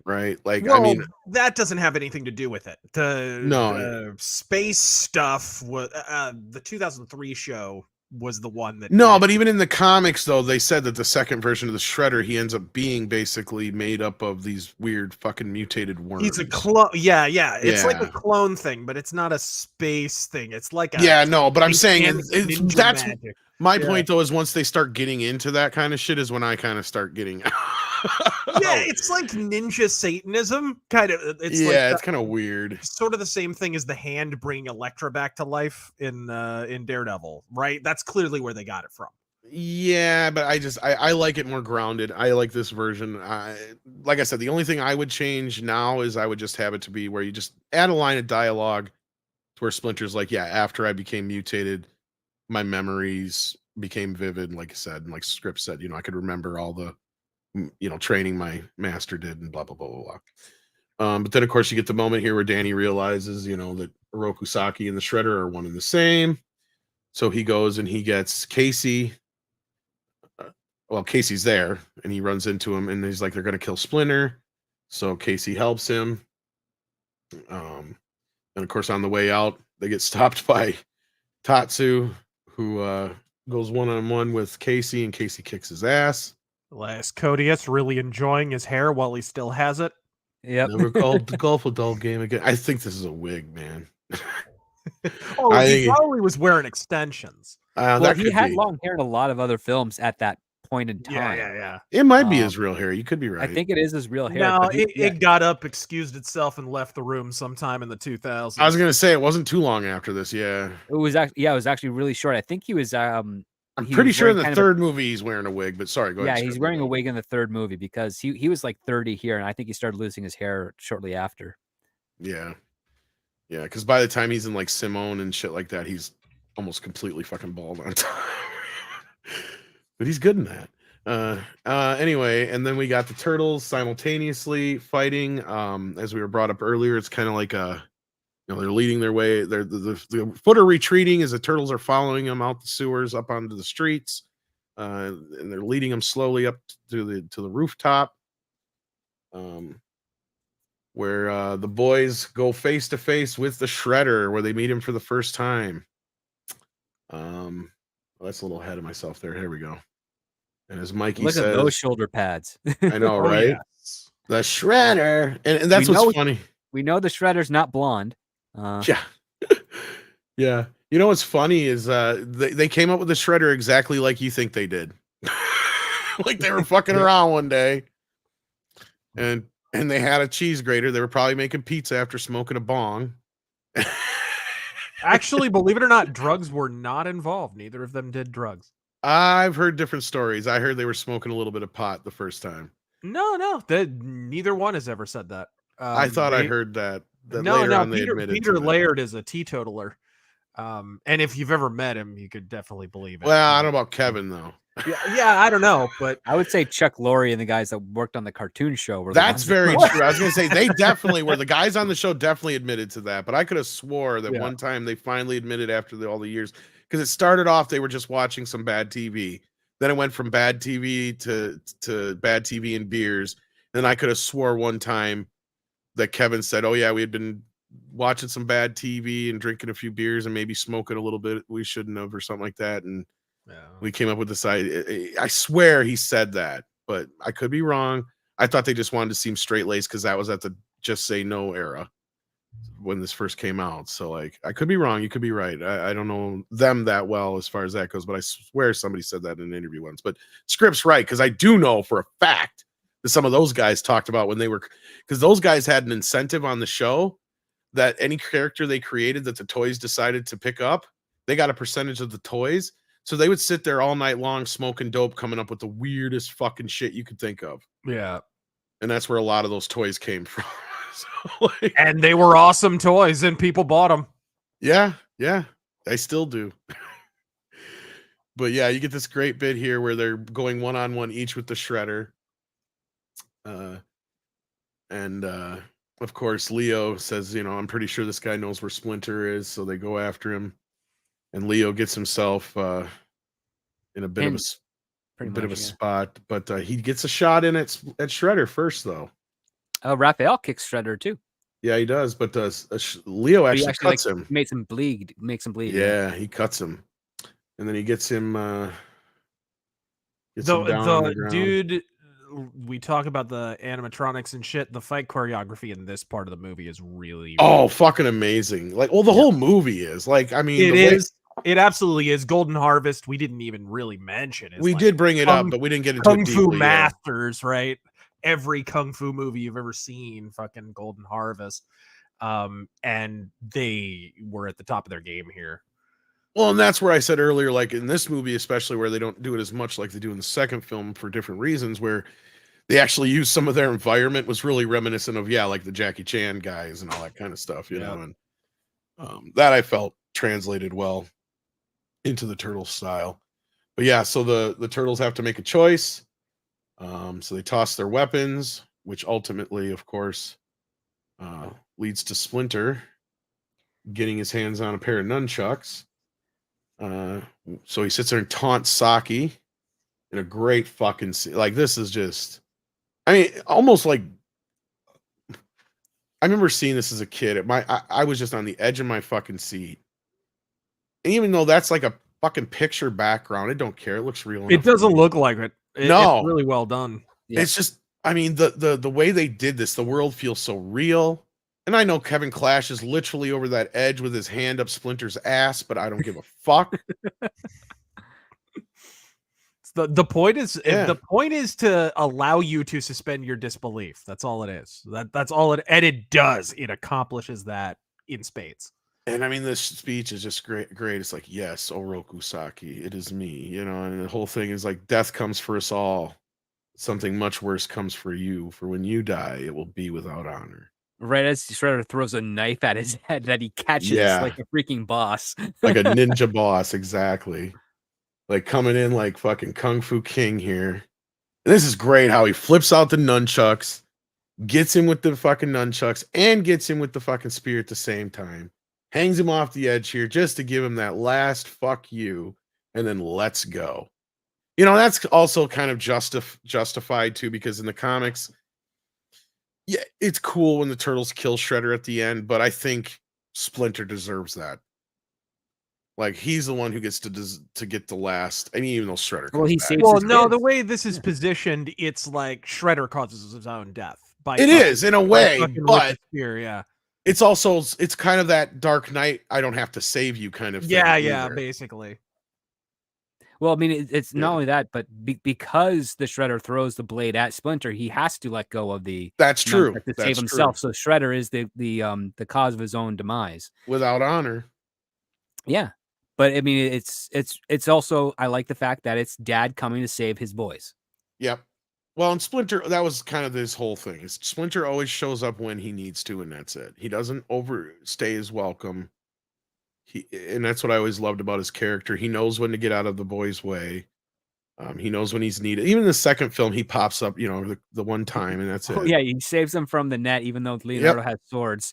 And then he's like, I'm not even going to bother shooting Shred. I'm just going to go back home and watch my shows. It doesn't matter. He's not going to interfere. He's just going to let them do their thing. Watch my show. That reminds me of my stories. Yes, from fucking the 2007 movie. Who, by the way, love Kevin Clash, legend, but fucking Mako in the 2007 movie. There has never been a better Splinter on this earth than Mako in that movie. Well, and it was almost an insult to have Jackie Chan play him in this new one. Yes.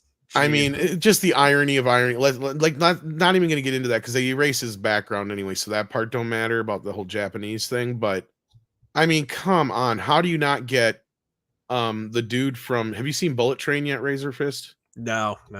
Okay, well, the same guy played Scorpion in the new Mortal Kombat, but he's great in the Bullet Train. And it's like he's literally Splinter. Like it's like that's Splinter. Like you just have him do that because he comes in and he goes, because Brad Pitt's sitting there all beat up and he's like, I have a story to tell you. And he's like, I don't want to hear it. It's like it's just a little story. Right. It's like that's Splinter. It's like I'm still amazed they haven't gotten fucking Ken Watanabe. You remember he'd be my second choice. Yeah, dude, for fucking years it was like Ken Watanabe had to be every single Japanese guy. He could do it though. I mean, he'd be my second choice, but that's just because it's kind of like how every Native American and every Western of the last like 35 years has been like two people. Hiroyaka Sanada, that's what I'm talking about. Yeah, he'd be great. And Jackie Chan isn't even a rat. Well, it depends on who you ask. His daughter may not think so. But anyway, but yeah, we get this great moment, Splinter's back and the boys get reunited. Speaking of, down below, you also have the reuniting of Charles with his son Daniel. And the other part too is the police response time to this gang fight in New York is very, very appropriate. Yeah. Because I mean, that's the whole joke throughout this entire movie is like the police have no idea we have maximized patrols and all that stuff to minimize response time. Here we have a scene that's like 10 minutes long and the police are still not, by the time the police arrive, it's already over. And as RazörFist was pointing out earlier, I'm sure it went on much longer in the original cut than what we got too. So it was probably even longer than that. There was a little bit of added violence in Shredder's death too, as I understand it. In the original one, that was a little more drawn out. It was a little more clear what had happened in that scene where because it looks like he's stabbed as well, but they never really something happens there when he's in the back of that garbage truck. That part, because his spear is only one end is only pointed on his spear, like the other parts flat. No, he's got a double-ended spear though. Remember? Is it? Yeah, I always thought it was flat. No, I think he's got a double-ended because that's what I remember. And then of course RazörFist, right? You get what looks like blood, but nobody could ever. We always argued if it was blood or rust when the crank comes together there and it squeezes. Right. Yeah. Then of course we get Danny paying back April here. She doesn't even realize the $20 is gone. I cry bullshit because $20 back then was a lot of fucking money. No shit. Especially in New York. Then of course you get their reunion here, and it's it's all well done. And like Script was saying, they're finally getting the cops are get a hold of those guys. I want to talk to them. The fucking chief comes down himself. I call bullshit. Well, they did have like a riot, so I mean, it was kind of like the equivalent of. Even so. And then of course April gets rehired in a raise, which again, hey, girl taking charge, and The one thing that fight scene is missing is someone in the New York apartment yelling out there, "Keep it down." Yeah, my baby's asleep. Jesus. Yeah, that would be hilarious. It probably is somewheres, but it's cut out. And then of course we get the last moments with Casey and April making out, and Casey finally getting some. And then the ham-fisted utterance of 9.95. Like what? Is a rating, yeah. I always wondered which one was what came first, that because here's the thing. I think the song came second, RazörFist. I think it came off of this scene. Some of the songs were written like with the movie in mind, so I can see that. Absolutely. Maybe, but like I know that was when Baron was booted, because that's a good time to bring this up, because like what happened was, now I forgot to bring it up during the fire scene because that's when the spawns of it, because Baron basically got fired. What happened is he wanted some more money to finish the movie. He felt like there was some more he could squeeze out of this. In fact, he really wanted, for instance, during the fire scene when Danny's overlooking, he wanted you to see the backdrop of New York. But the only way you could accomplish that was like digital matte painting at that time. And New Line's like, no, the movie's fine. It tested great. We're not putting any more money into it, kind of thing. So he stole the movie because there was only one print at this time, and went to Disney and met with Jeffrey Katzenberg. Wow. This is before Katzenberg left. This was right after Who Framed Roger Rabbit. Katzenberg saw the movie, fucking loved it, saw the potential, knew exactly what it was. Yeah, Disney had a chance at this. I knew about this. He was more than ready to sign the fucking dotted line and give them all the money they wanted to make this a big, huge fucking thing. And Robert Shea said, "What the fuck?" and fired his ass, basically. And at that point on, Steve Barron was no longer part of the picture. That's when Sally Menke and the rest come in and recut the whole thing. All right. And yeah, so like at that moment, he almost cost New Line Cinema all their money, basically. Because if he would have fucked that deal up, like Bob was pissed. Yep. Because for those who don't know, this movie went on to be the highest grossing independent film of all time until Blair Witch 9 years later. But like, damn, at that time, I could see where Bob would have been like livid. Because the movie was fine as is. Honestly, I feel like if you polished it anymore, it would have hurt the film. Maybe. I mean, I think. Do you really need the New York backdrop in that scene, for instance? You could add some like connective tissue. I mean, it depends on what the scene exists. At the cost of having Disney involved, though. That's my point. Well, yeah, that I definitely disagree with. But Disney was a very different company at that time. That's the thing. That. That's what I'm saying, and they would have just swallowed it up, and because I believe what would have happened is what happened a couple years later with Mario Brothers. That's what I think would have happened. Maybe. Because they threw a bunch of money at Mario Brothers, and it was the same situation. It was a little indie company that started it at first, and then Disney came in and took over. And that's when shit changed. Well, Disney had a crack at owning the Ninja Turtles across the board. Yeah, they did. And they fucking passed it up. Yeah. And they went ahead and turned that shit down in one of the many brilliant moves of Disney's career. Yeah. But then we also get one of Sam Rockwell's last bits, which is kind of... why didn't he just say the East Island? Go check out the island over the East Island over on East Ledman Island. East Ledman Islands. It's like, what the fuck? Why couldn't you come up with something better than that? But okay, it works, I guess. Right. But yeah, Sam's great in this. He sticks out, so you can see why later on he became a big star. I guess not a big star, but a great character actor. And of course, we get the scene where the first time I heard the word bitchin'. Right? I heard the word bitch before, but I never heard it in that sense, bitchin', you know? Yeah. And I kind of like this bit too, with Donnie always trying to come up with a saying. And yeah. And again, they take this too far in the sequels. Yeah. Yep. But it's pitch perfect here. It works perfectly here. And then, of course, you get Splinter with the final button. I've always liked Cowabunga. Yep. A phrase that like kind of lived in infamy in turtle fandom for a while. They retired that word for a while. That was why when the 2003 show came around, they never used it. In fact, they made fun of it a couple of times. When the 2012 show came around, they replaced it. They never said Cowabunga. Cowabunga was a thing that they pulled out of the voice actor for Michelangelo in the cartoon, pulled out of his ass one day. Yep. During a sequence where it's because he was basically doing Spicoli, so he was doing all the surfer talk.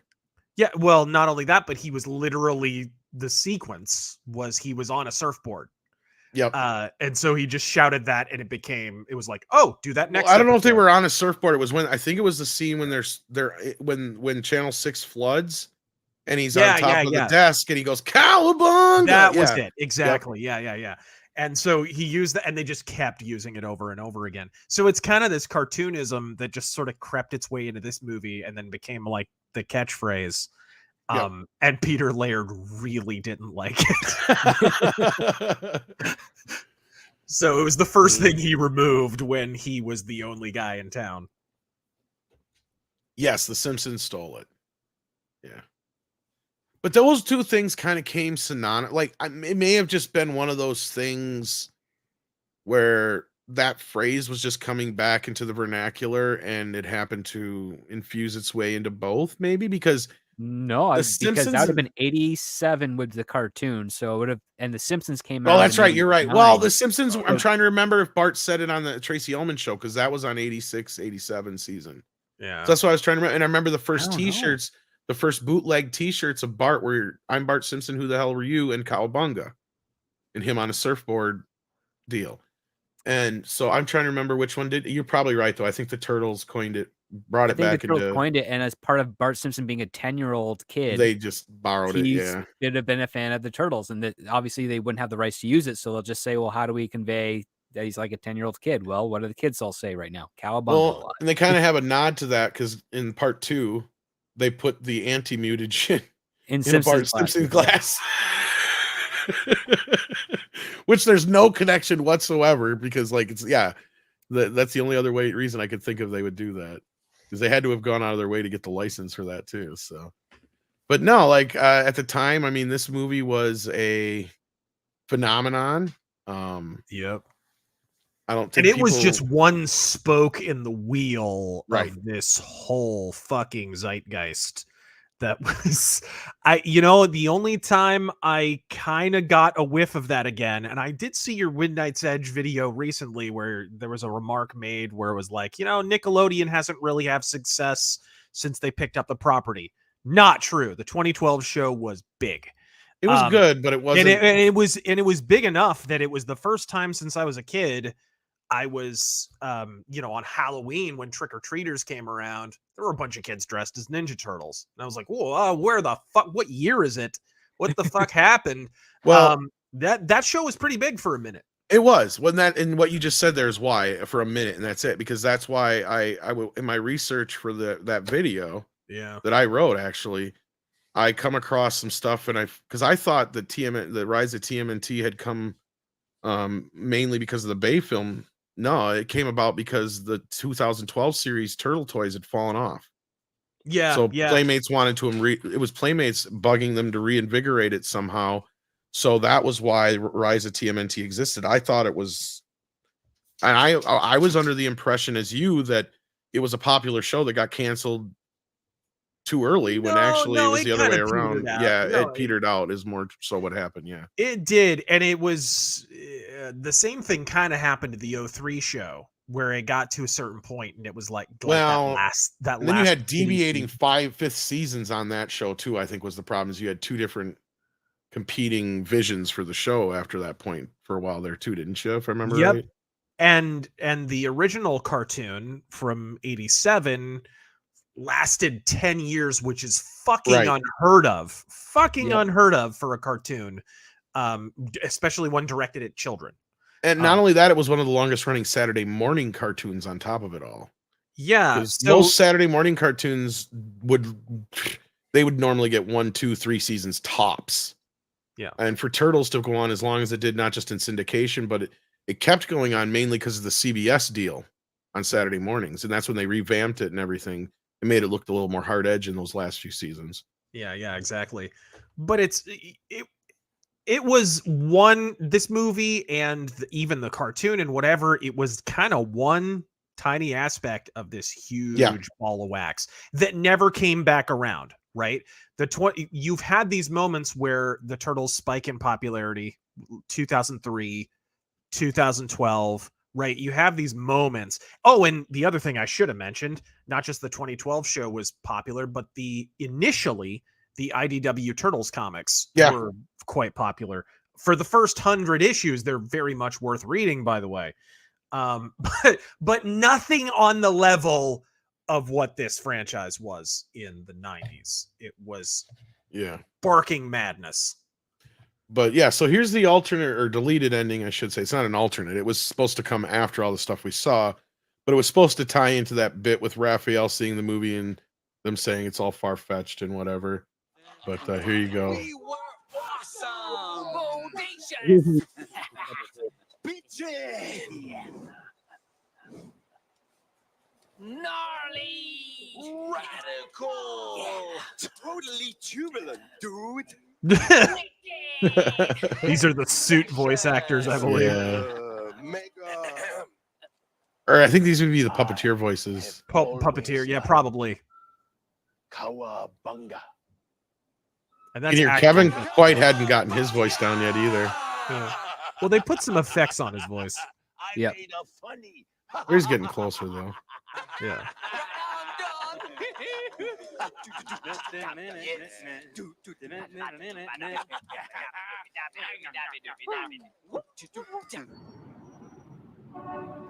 Have you guys seen this before? Yeah. Yep. Okay.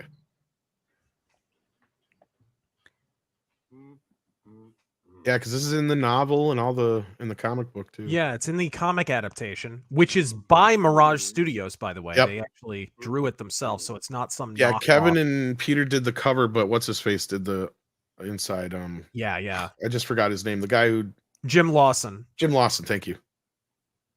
Probably the guy who's drawn more turtles than anyone. Yep.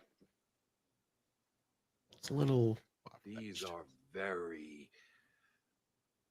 interesting, Miss O'Neill. Very interesting. As the basis for a concept, I think the idea is just too far-fetched.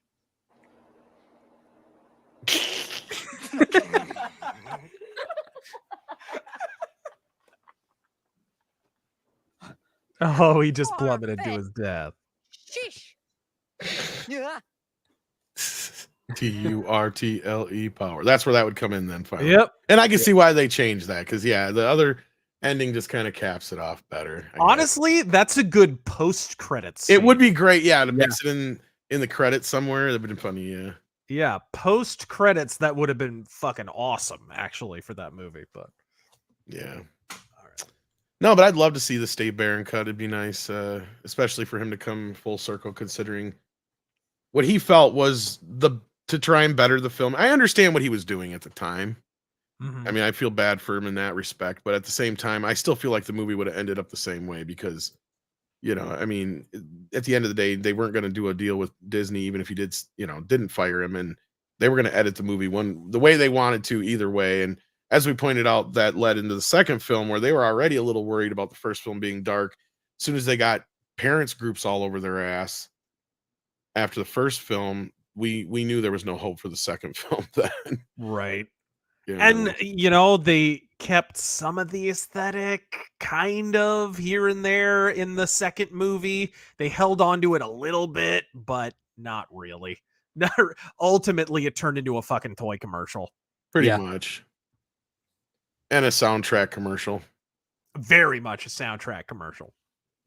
Yeah, and the Vanilla Ice story is hilarious too, but I'll save that for an A-rated B movies where we'll do Secret of the Use someday if I can talk Script Doctor into some of that. All right. But I do want to thank you, Razor, for this glorious A-rated B movies, B-rated A movies. We do the show once in a while, and what we do is we take what the title says, and then at the end we decide, is it a B-rated A movie or is it an A-rated B movie? And I think it's safe to say Turtles is definitely the definition of an A-rated B movie. Because it was made independently. Nobody expected anything out of it. Yeah. And it ended up doing A level money at the box office. And it ended up not just the box office side of it, but I think it's a testament that we sat here and talked about it for 3 hours. Right. This movie still holds up. And we could keep talking about it if we wanted to, really. Yeah, and it was peculiar in that even critics of the time were kind of surprised at how good it was. Well, I think Roger Ebert put it best as like, this is the best Teenage Mutant Ninja Turtle movie you're ever going to get. Little did he know then. Yeah, he did predict the future. And even Gene Siskel, who was more negative, was like fascinated by how it was made. And yeah, they gave it credit for that. And how well it was made. and critics of the time, like it's a testament to this film that they actually had to think about their analysis when this could have easily just been a throwaway. Because they wanted to trash it. You could tell they wanted yeah. to trash it. You're right, but they couldn't. Yep. Because you had to admit it's a solid fucking movie, and I think script could speak to that on the story level. As far as, like I say, it doesn't waste any real estate outside of the nunchucking scene. Yeah. And that's well placed. So the basic, you can tell like Kevin Eastman and Peter Laird when they made this storyline, because this is a direct adaptation of a comic storyline. We're getting into like the basics of story writing, right? You have the very simple kind of setup, the low point in the middle of the movie, building toward the third act kind of return. Well, the turtles go through a hero's journey, exactly. Like yes, and it's like is like when the hero gets beaten but not broken, But well, it's a different type of hero's journey because even they're on a passive set. Like as soon as they get to New York, they're like, okay, we're gonna go attack, but they get preemptively attacked, and so they're on the defensive the entire time, fighting for each other and fighting to find out what happened to Splinter. We don't get them to storm the castle, so to speak. Yeah, that's actually done. That's true in the inversion aspect of it, but it's done so well because it's really predicated on urgency and ego. The Shredder has had enough of these turtles that have screwed up a couple of his operations, and he's like, I just want to get him out of the way because I got stuff I'm doing. What is that? We don't know exactly. He's just the leader of this silent crime wave. But as soon as he gets wind that the turtles are back, he's like, go to the sewers now. We're not even waiting. It's the Ninja Turtles had like maybe 4 hours of sleep. Right. And there's also had that extra motivation. He says, there's something you told me about their fighting style, something from the past. And I'm pretty sure he's already noticed that Splinter's missing half his fucking ear. You can't say he has. So, what would make him bridge? Like, why? How would this? Well, he clearly doesn't realize till the end of the movie. Till the very end, he puts it all together. But there's still something there that's motivating him just beyond like, oh, they're fucking with my shit, right? Like he's like, I got to clear these guys off the table. Something you said about him, it's all coming together now. I feel like there's something I'm missing here, and he says that right in that scene. And then when he kind of, obviously. Because Splinter ain't said shit to him the whole time. Right. It says his name. And of course, the hilarious part is in the first issue of the comics, this role is literally reversed. Yes. The turtles are ninja in the traditional sense. They are assassins. And Splinter dispatches them to assassinate the Shredder. No, he literally says that I've trained you your entire life for one purpose only, to kill the Shredder. Yep. Or kill a Rokusaki or whatever it is. That's it. No, it's interesting how the movie reverses that, but the comics had already done that by then. The Return of the Shredder was an inversion of their original story. You can see how they were like learning how to write as they were making these comics, because they're just kids kind of messing around. It was no accident. You hear this all the time now with the 2 failed attempts now to add a 5th Ninja Turtle, who's always a chick for some reason. They tried with Venus in the 90s, and then tried most recently with fucking Jenica, and neither one worked. And it's like, I don't think people properly grasp sometimes how deliberate the decision was to have the 4 turtles represent the 4 psychological archetypes. Like, you don't need a 5th thing there. That's a complete frame. They complement each other perfectly.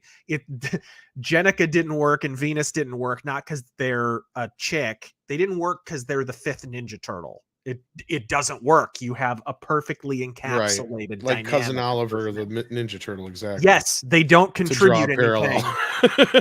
They don't contribute anything to the existing psychological dynamic between the 4. I agree with you 110% on that, and it's also important, I think, to have them all be brothers. Because I think this might have been something that came later. Because like you were saying, initially it was really straightforward ninja. I trained you to kill this guy. End of story. Later on, it kind of added more of the honor aspect to it. The more of the Asian culture aspect to it. Which makes them more like samurai. In a way, it does. But I think that also lends them to being more heroic in that sense. Because, let's be real. Like, we think ninja now, we don't think of it because it doesn't have the stigma anymore it used to, because of the Ninja Turtles, right? Mm-hmm. Now you think of ninja, oh yeah, they're heroes. No, they're not. They're fucking killer. These They guys blend were into the environment, not by Yeah. wearing black pajamas, but by dressing like beggars or homeless people so they could hide in crowds easily and they'd kill you in broad daylight and other people would never realize it happened. Well, yeah, a ninja back in feudal Japan would use anything it had. If a ninja existed now, they would use a gun. Like Yes. it's Yeah. this is they're basically the assassins you see in spy movies. Yeah, like Yeah. They would detonate a nuclear warhead if they had to. It wouldn't matter, right? There's no honor code here. It's interesting. There's kind of this feedback loop. So the Ninja Turtles are part of this whole period in the early 80s where the ninja craze happened. Actually, this kind of feeds into the canon films discussion that we had like a long time ago. Which is weird because Ninja Turtles is almost like a canon movie that was never made. But yeah, go ahead. I'm sorry. In a way, yeah, because and I'll tell you exactly why that is, because Frank Miller's Daredevil was super inspired by Revenge of the Ninja and those early canon ninja movies starring Sho Kosugi, right? Yeah. Mhm. And so, in fact, if you look at some of the early artwork, Oroku Saki looks like Sho Kosugi in a lot of panels. I can see what you're saying. And it's not an accident at all. So it's totally like that's 100% what this is. So you get this kind of funky feedback loop where ninjas in those movies were kind of portrayed as kind of having a code of honor that doesn't really exist. And so that winds up filtering into Frank Miller's Daredevil, which winds up filtering into Ninja Turtles. And of course, winding up in this movie. Yeah. Which you're right. It has more to do with samurai, which is kind of weird because Ronin has more to do with being a samurai too. Right? Yeah, exactly. Last Ronin now is the big thing. Yeah. So I mean, they're more like Teenage Mutant Samurai Turtles, kind of like sneaky samurai a little. Ghost of Tsushima had the same problem, by the way. That game does. Well, and it just goes to show we're growing as a culture. We're learning. I get it.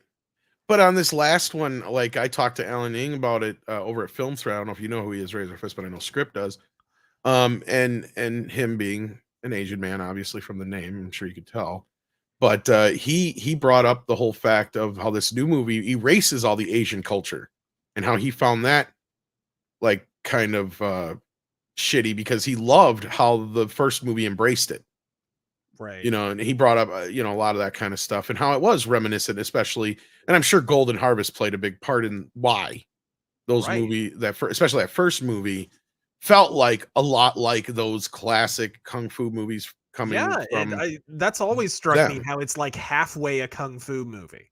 It very much like you could take that same exact fucking plot, planted in like some 100 back years or whatever, feudal Japan, wherever you want to drop it in, somewhere in a Japanese Bruce Lee story like we used to see in all the kung fu Golden Harvest movies, it would fit. They don't have to be Mutant Turtles. It's just two rival fucking dojos. Yeah. Right? It's basically Fists of Fury, or not Fists of Fury, or Fists of Fury, or which one is it? I'm thinking of because they flip-flop the names of the American version, so I always do this to myself.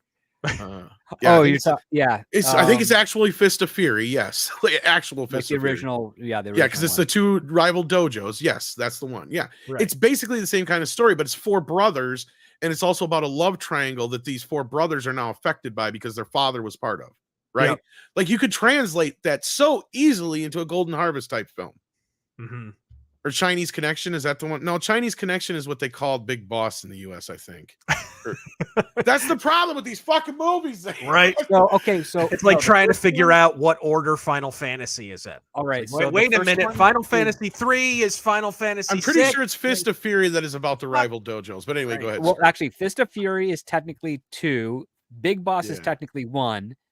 And then it goes Way of the Dragon, and it's. But they called Big Boss, I think, Chinese Connection, or okay. So the Chinese Connection is technically the second one, but Big Boss is technically Fist the of first Fury one. in the U.S. Okay, so but they're both technically Fist of Furies. Like that's the thing that's weird. Big Boss, Fist of Fury in the U.S. That's right. You're right. Script. Okay. Yeah. They're actually not even connected. That's the thing. But they do work together. Like you could almost see like. It's that character going over and doing whatever in Big Boss and then coming back for Fist of Fury and then da. Or you could watch them in any order and it kind of works. Yeah, it doesn't really matter. They're not really connected. They're kind of like the Sergio Leone Western Clint Eastwood movies in that sense. Like Lee is kind of playing the same kind of character, but he never has the same name and he's never the same character, but it's basically the same character. Yeah. I mean, the other part too, there's also a subtlety in Ninja Turtles that no one has brought up yet is that Splinter's a Japanese rat and a Japanese immigrant to New York because his master brought him over. Like, Yep. he's not a New York street rat, he's a Japanese rat. Right. So the rats in the sewers were Japanese all along. Exactly. Well, that was the thing in this movie. He brings him from Japan. That was part That's of right. Yeah. Yeah. Well, and that's where I said it really could have been just the only thing that I have bothers me is just him doing the little karate moves in the cage. It's like, dude, like, but it's part of the charm and the silliness of what It Ninja is. Turtles Part of is. And it's part of the original comic origin. it is, Actually, it is, true. and that's the only reason I give it a pass. But like I said, if I was doing it now, like that's the only thing I'd clean up. But I'd I be mean like, that is definitely where the parody and satire aspect of Ninja Turtles, the comic, came in. Because it's like yes. it inhabits such a weird space because it's kind of a parody satire, but then it starts taking itself seriously. And it's really weird when that transition happens in the comics. So Well, they almost had to start taking it seriously because it became such a phenomenon. yeah, Right. that's literally what happened. They had to Yeah. It was like after the first issue was a big hit, they're like, oh shit, what are we gonna do? Now we have to give these turtles like actual personalities. Because in the first comic, they don't have any personalities, they're all the same. It's real I don't even think straightforward. Michelangelo really has a line in the first Yeah. Some of them don't even talk. No, it's really basic and forward. I've read the first comic because I've got like 5 reprints of the first comic. I've read that Right. a million times, but I have a collection of all the books or all the comics, like up through like certain volumes or whatever. And I got to get back. I got to sit down and just find the time to read them and get reacquainted with them. Because like, and that's where I said that what's really sad about this Mutant Mayhem movie. Because it's like, okay, if you want to be inspired by Spider-Verse, why didn't you just give us the original Eastman and Laird comics in a black and white motion comic, basically? Well, on it's screen? more it's Like, more corporate than that. I know, but for all the talk of, oh, they had their licensing deals and whatever, it's like I think toy companies were a big factor in this. Oh yes, they are. Yeah, Why we he did. kept, That's where our report it's was. why Yeah. he kept trying to shove more and more mutants into it. It's why it's called Mutant Mayhem, as I understand. No, I was told from a very reliable source that the only reason Mutant Mayhem exists, and this is what sent me down the rabbit hole, was the same reason that they killed the 2012 series, and this is basically killing Rise of TMNT because the toys fell off. Like nobody bought anything from Rise of TMNT. That show was a dead on franchise to begin with. But yeah, so this is just basically to fulfill licenses, and now Boyd did it. And they licensed it out to the hill. And that's my problem when it comes to the 2012 show is, sure, at first when it started, it was fine, but Nickelodeon licensed it. Like, it was bad enough the way Surge licensed it back in the day. Like, Nickelodeon, it was obnoxious with their licensing. No. And it's continual to this day. Like, don't get me wrong, I have no problem with people licensing stuff, but I don't need Ninja Turtle toilet paper. Right. I mean, I do appreciate that. I think Nickelodeon were the ones to finally license those awesome NECA figures. Yes, and then that's why they had made $1 billion this year as opposed to the last however many years, because they did license it out to hell, which have been unbelievable. Like, that whole line has been awesome. It is also very deceptive when you've reported, and lots of other people have reported, and this is totally true, that Mutant Mayhem is going to be profitable because of the licensing and stuff on the side. It's like, that's true, but a lot of that is people buying the 1990 Ninja Turtle NECA figures that have nothing to do with this piece of shit movie. And that's what's sad, is that story dropped after I wrote that video. So like, maybe there's too bad it isn't getting much views, but I was like, maybe there's a follow-up to it, but maybe we'll bring that up in the follow-up, because that was the whole point, is if it was successful, I was going to follow up with how Nickelodeon has basically fumbled Ninja Turtles from the start. And basically you brought up the only good thing that they have done. And that is with their ability to say yes to everything. We have gotten the wonderful NECA figures from the 3 movies now, which I'm going to have to spend an arm and a leg probably to find the ones from part 3, because they were San Diego Comic-Con exclusive. Oh, Jesus. Well, to be fair, I think the original ones were San Diego. They originally were, but then for a while. So hopefully they'll change their mind on these 2, but yeah. But yeah, If no, I got the money ones to from be 2. made, I mean, they'll definitely go for it. Did you get the ones from 2? Because those you had to order directly from NECA. I'm not crazy about the designs from 2. I might get Yeah. one or two of them because I I don't know like if they'll bring them out again or not. Yeah, I like the way Leonardo looks in that movie, and I might get that. And I always liked the purple Shredder outfit. Well, the Nice. Shredder's been out for a while, but like I like that they even gave you the piece of pizza with the hole in it. And yeah, the attention to details, they went softer even with the features like they do in the movie. They're a little Yeah. lighter in tone and everything like they were, and resculpted everything. So yeah. And they even got it to where you can hold Raph's side and everything. Yeah, I got the whole 4-pack, and they even were smart enough to put it in a box that looks like the original video box. So I love that. That's what they did with the original 1990 Turtles. They put it in a box that looked exactly like that movie, the VHS case. Just love it. yeah, and they did it again here, as you can see. Oh, that's awesome. I know. And in the back, they even did. I was not crazy about what they did to Donatello's sculpt in that movie. He got a flatter face than he had in the first movie. I don't understand that either. Him like a beak. He looked he looked like he had a touch of the tardation. I didn't. Yeah. I didn't like the voice they got to cover for him in the second film either. It was just like It was softer. Yeah, it wasn't quite. I mean, you could tell they hired the guy. Nerd voice. It wasn't quite. It's like, yeah, it's not quite Corey Feldman.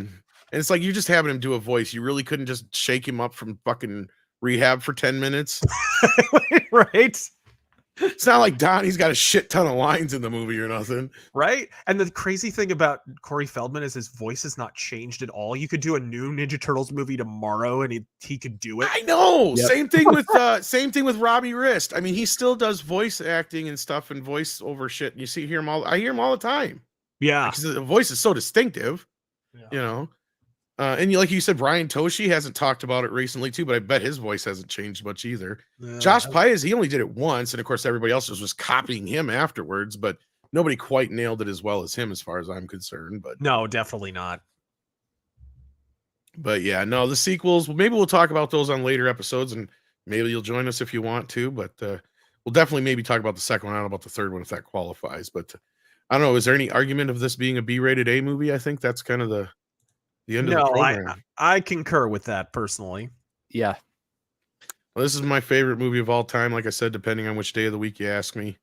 Yeah, it's definitely one of my most watched ever, for sure, and one of my top 5 ever as well. I really, really like this movie. I think it deserves to be right up there with the greatest comic book movies ever, and it's bizarre, but nobody considers it that. They just consider it the Ninja Turtle movie. But I love to have watched how it has risen in everyone's esteem, regardless of what context they view it in. You know, it really has risen in the estimation of the public a lot over the years. And it's not just nostalgia. It's really cool. It's a damn good movie. Yeah, like we said earlier, every generation seems to kind of come back to the Turtles. You get the 2003 and you get the 2012, and I'm sure there'll be an iteration coming down the pipe soon that will actually be successful with kids. And so kids get to discover these movies, and they don't age. They're just, you could show that if you have kids, you could show this movie to your kids and they will freaking love it. It's that good. Yeah. The only thing that dates that movie now is the fact people are getting news from the television as opposed to their phones or the internet. Yeah, that is true. Yeah, news really. reporters, what are those? But is there really that many instances where anybody would have used a cell phone? Not really. I mean, the Turtles still probably would have, you could, justify them having like shit. It'd probably even easier for now for them to tap into the phone lines than it used to be. Well, fuck, if I'm, dude, I mean, call me crazy. If I'm making a new Ninja Turtles movie, I set it in a different time period just so that shit isn't in the movie. Yeah. I don't want Donnie surfing cyberspace. I don't want that low tech kind of 80s thing is sort of the essence of the Ninja Turtles. I see what you're saying. I think that's almost a storytelling device in and of itself. It's of the time and place. You got to remember, this is like 2 kids from Connecticut or Northern Massachusetts, I think, New Hampshire. They were from New Hampshire. And they're writing about New York City like as people way outside New York City. So they're like suburban kids writing a caricature of what they think New York City is from Frank Miller comics. Right. Well, So you and I almost don't have to set it at a different time and place. you I know? don't Yeah. disagree with you wholeheartedly, but at the same time, like there's a lot of where this, like if you stay within this kind of realm of the story, there's no real reason for those things to have to really even play a part in the movie anyway. So they Yeah. just can be there as part of the like even like if you look at cell phones, they used to have the turtle comms in the cartoon for Pete's sake. You could almost play off of those in a way like Donnie makes his own flip phones and they're basically look just like the turtle comms if you had Well, to. that's what's of Donnie's like coolest aspects is that he was an inventor in the cartoons, Yeah. and they've turned him into But a geek squad. that's true. And but again, you could still have him basically cobbling together old parts of cell phones to make the turtle comms. Yeah, I mean, they handled it pretty well in the 07 film because smartphones were very much Yeah. a thing then, and they handled it pretty well without going over the top. well, and you could also argue down in the sewers they probably wouldn't get cell service anyway. So like, Yeah, that too. like there's ways around it. Like that's the thing is to me, I don't have a problem with it as long as you can find a way around it. And in this day and age, like especially if you're telling these kind of stories, I don't have a problem with that because I would start off with more of, like I said, building up to the Shredder anyway. Start off more with Baxter Stockman, the Rat King, because those two can tie together with the Mousers, and the whole city being run over with rats or something like that, and then that leads to the next story, which then leads to finally them facing the Shredder in the final film. But like anyway, you could introduce Bebop and Rocksteady maybe in the second film. And the Shredder's still there, but he's not like a direct threat yet to the Turtles, or they don't know of him yet. You don't have to like just shove it down our Hell, you throats. can even structure it more like the comics and take out Yeah. a Shredder in the first movie, and then maybe, yeah. and then do Return of the Shredder in the third one. As long as he's not made out of mutant worms. Well, I would just have it be his son or something. Well, I was just gonna that's say, what I yeah, would- you could totally like. That's the thing is, you could kind of bring yourself back around to the Oroku Nagi Right. Rokusagi thing, and yeah, but not have it be that weird shit. But let's grab these super chats and get the hell out of here. Gonzalo Bugali says, Tom, I sent you on Twitter my collection of NECA figures in case you want to discuss collectibles from the movie. Well, we did discuss them a little bit. But let me see if I can find your tweet real quick here. Let's see here. Oh, you sent a few things here. That's awesome. Yeah, we're not gonna probably have enough time to go through a bunch of stuff here, but thank you so much, Gonzalo. I'll take a look at them when we're done here, and I can actually spend some time doing that and not stop the show dead. Sorry about that. Mercenary X21 says apparently he had to sway over what happened to Turtles. Are you talking about Eastman or Laird? That's the question.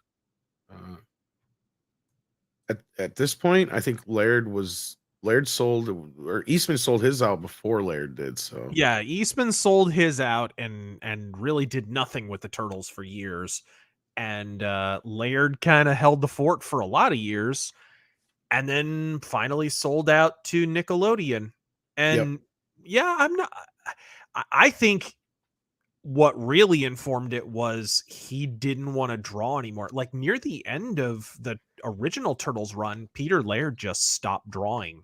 Never mind Ninja Turtles. He just stopped drawing completely, which was crazy because he was the more accomplished of the two artists. Well, Like, and that's just it. He was of older the two. too. I think he's the better artist, and I like Kevin Eastman Yeah. a lot. But Peter Laird's art is incredible. It's a lot more polished. But he just stopped. It was like he lost the passion for. Wasn't he even getting drawing closer to comics. retirement age? Because that was the whole point. Was he was a little older than A little bit older than Kevin Kevin, Eastman, but so- yeah, he pretty much just kind of retired from comics totally, and that's Yeah. why he sold it. But no, I agree. I like his art a little better. And he's the one, from what I remember, doesn't he? He likes the sci-fi stuff, but he likes the more grounded aspect of the ninja No, stuff. he Or was it more so the sci-fi guy, the sci-fi guy. Okay. whereas Kevin Eastman's a lot more grounded superhero. Which comics is why superhero. Kevin Eastman can't handle the sci-fi shit in the newer Yeah. shit, because he's the one who signs up. That's the thing, is now Kevin gets a paycheck, but that's because he's more or less like an ambassador for the fucking franchise now. He just goes out there like we Yeah. were talking earlier, but I don't think he has much influence over anything anymore. No, I I mean- really don't. The first several IDW Turtles comics, he was really involved in outlining those stories, like heavily involved. But after a while, it's like they just kept Eastman's name on because it's like, oh, hey, this is still connected to the old guys. Yep. You know what I mean? Because after a while, it was clear he had dick to do with it. And again, that's where I think Ronin was probably one of the better ones they've done because they had Eastman and Laird working together technically for the first time. Yeah, it was their treatment from '86 or whatever the fuck. So well, and what basically a ripoff of the Frank Miller comic Ronin. But which is funny because when them working together, they had talked about their juices flowing again and wanting to go back and finish up the years in between. But then the latest talk I heard was a jump off of Ronin, and it's like, who wants to see a future of that? I don't care about that stuff. I want to see all the years in between, Right. leading to my Ninja Turtles are already there. My Ninja Turtles are Leonardo, Raphael, Donatello, and Michelangelo. I don't need no new Ninja Turtles. Right. Yeah. And especially ones that are trained by April's daughter or whatever the fuck it was. Yeah, it was a stupid cliffhanger, and I hated that ending. I love that comic. Same here. Yeah. The ending to me was the dumbest thing because it sets you up for too much of a no. The Turtles were a one and done in my opinion. Yeah. That was the big thing that annoyed me with the last Ronin. The other thing was they just wrote out April's daughter. Like, what the fuck? She had a daughter in the comics. Shadow, her and Casey already had a daughter, and then in the future she just magically disappeared. She was fucking canonical, and suddenly they've got a new daughter, who, by the way, looks and acts exactly like their other daughter. Like, what the fuck? Could it be because IDW might own that character or no? I don't know. Because I'm trying to remember when that character came to be. Because I know mid to late 90s, something okay, like so, that. So no, it should have been pre IDW then, I would think. Yeah, Shadow Jones. She wound up joining like the Purple Dragons. Yeah. They trained her like a ninja. She was an important character. And yeah, they basically copied her and changed her name to Casey and put her in the last Ronin. Bizarre. Because then you also had what's her face, Shredder / Yoshi's daughter, who they actually had in the Bay film. I'm trying to remember her name now. I just lost it because I need to eat something. Karai. Yes. Didn't they end up making her like the lost daughter of Yoshi that Saki took that night or whatever? In some of the adaptations. Yeah, I was gonna say that was my memory of. That's how out of it I've been over the years, dude. Like, yeah. But no, that's an interesting character that I thought has never really gotten any real. But I think they explored her in the 2003 series, which I need to pick back up. I only got so far into that before my kid got old enough to not give a shit. They did a good job with her in that show. They did a good job with Karai in the 2007 film. Because they didn't want to put Shredder in the movie, so they put Karai in. That's right. She's in that movie. Yep, you're right. And she was really good in it. And the 2012 show, that version of Karai was pretty good too. Well, I don't mind the twist of her actually being Yoshi and what's her face's daughter, but Kenshin, yeah. Yeah. I like that twist. It kind of adds like a little twist to it that he took the kid and raised it as his own. Yeah, kind of an ultimate fuck you kind of thing. Oh, it's very much out of like the Mask of Zorro. Yeah, there you go. Yeah, it's a very classic kind of, yeah. Then we got Mario Trillo here who says, also I had a Turtles, Power Rangers, and Pokemon birthday cakes after 94 Power Ranger blew up and all but replaced the Turtles, at least in my school. Yeah, no, it did. That's kind of where the Turtles started taking their first lumps, was when Power Rangers became big. Yeah. Yep. Yeah, all we were saying was like Power Rangers were big, but they were never Turtles. Never that big. Yeah, their feature film did not do what the Teenage Mutant Ninja Turtles feature film There did. are a lot of Power Ranger fans who would like to make you think that they were as bigger than the Turtles, but no. Not bigger than the Turtles, but they were huge. Like, that's the other they part. were Yeah, huge, but like people level. People really don't realize, and you said this earlier, RazörFist, and I think it bears repeating, that how big of a phenomenon. Like, I think at that point, the biggest boy franchise had been G.I. Joe, then Masters of the Universe. And I think Ninja Turtles beat Masters of the Universe's biggest number, if I'm not mistaken. Which is funny because the Turtle guys are basically all the guys that left Mattel when they turned She-Ra over to the women's department and they got pissed. Yeah. So it was almost kind of like an irony of ironies. Or Dude, I don't know if you've watched the documentary Turtle Power Yep. from a few years, yeah. from a few years ago, and they go into detail on the sales figures on the fucking action figure line, and the numbers, they're like astronomy numbers on fucking what they were selling in a single year in Turtles. It boggles the mind. Well, up until they smashed the previous records of whatever. I was gonna say, I think they did smash the mastery record. So you're probably right if it said it in there. And because that was the other thing, is I think it also had the most figures in an original run until like recent years, with like maybe some Pokemon shit or something like that. Yeah. But like, yeah, the original Playmates run of toys, I think the original line was over 400 figures or some shit like that. It's insane. It's at least over 300. I know that, because between all the fucking mutants and all the variants of the turtles, like there's just over 100 variants of the turtles alone, I think. Between the baseball turtles, the Star Trek turtles, the cowboy turtles, the magician turtles, the clown turtles, you name it, because that after a while they ran out of other toys to make, and they realized we got to have turtles. So Yep. the shell turtles, where you can hide stuff in the shells. I think you like. Dude, what the how morbid was that shit? I had one of those. I know, right? Donatello's shell would open, and he stored his weapons in there. As dumb as it was, RazörFist, at least we wouldn't lose the weapons that way. That is true. That is absolutely true. But what kind of freaky fucking you know how fucking traumatized I was when I had to like dissect frogs and shit in fucking school, thinking back to that wild shit. Yeah, I could see that. Adam Wolford says, so here's a deep thought. If Splinter was able to mimic his master's moves, does that mean he is self-aware? Would that mean he was evolved rat? Well, that's where I was saying, like, after he had the mutagen, I could see that being an excuse. But before that, yeah, you're stretching the believability there. Because I don't know too many smart rats that would learn ninja. Right. They can find some cheese in a maze, but I don't know about the ninja thing. Hardcore Bunny says, cricket. Nobody understands cricket. You got to know what a crumpet is to understand cricket. That's right. Andrew Van Halen says, I am proud to have grown up with the 2003 show. Finally, they re-released the whole series. Yeah, with some caveats I heard, but they did.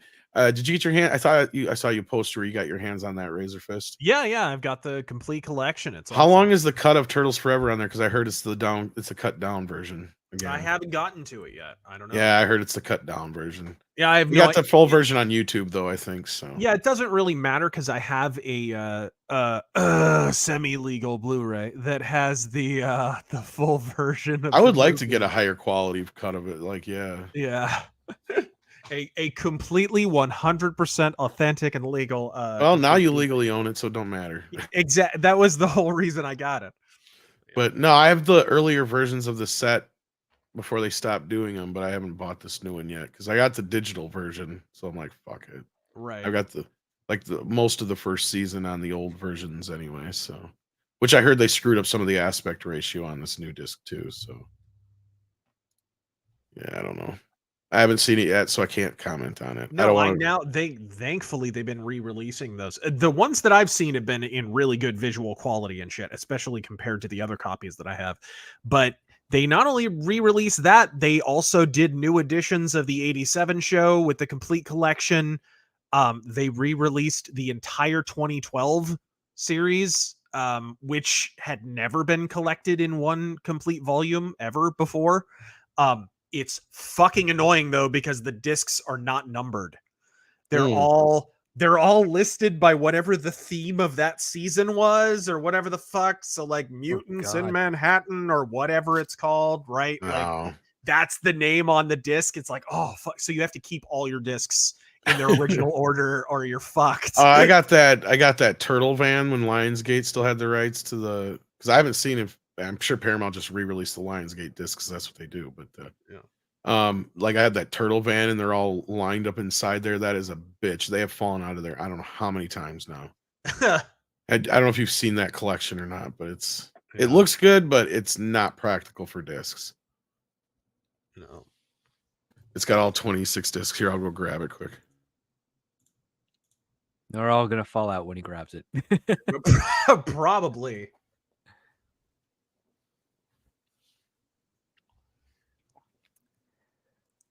The thing that bugs me is they have like a 24/7 Turtles channel on fucking Pluto, but they only ever play the one Yeah. show.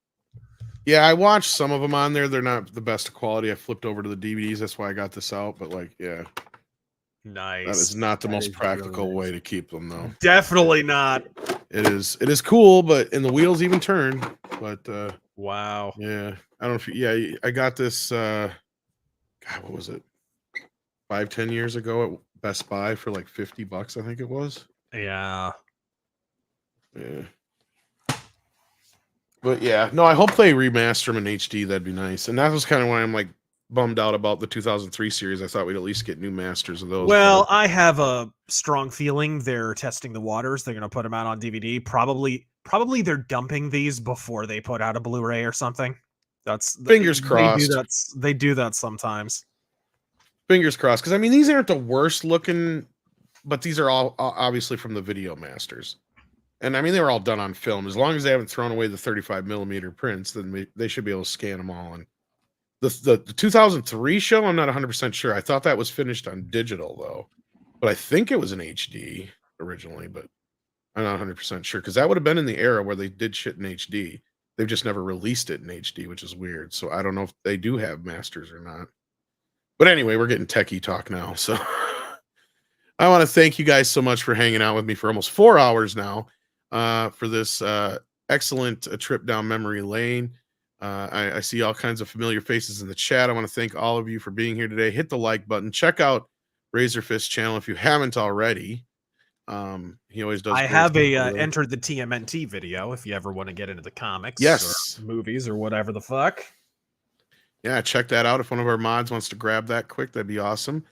Script Doctor, do you have anything coming up or anything you want to plug? You should check out his channel and his Patreon while you're at it.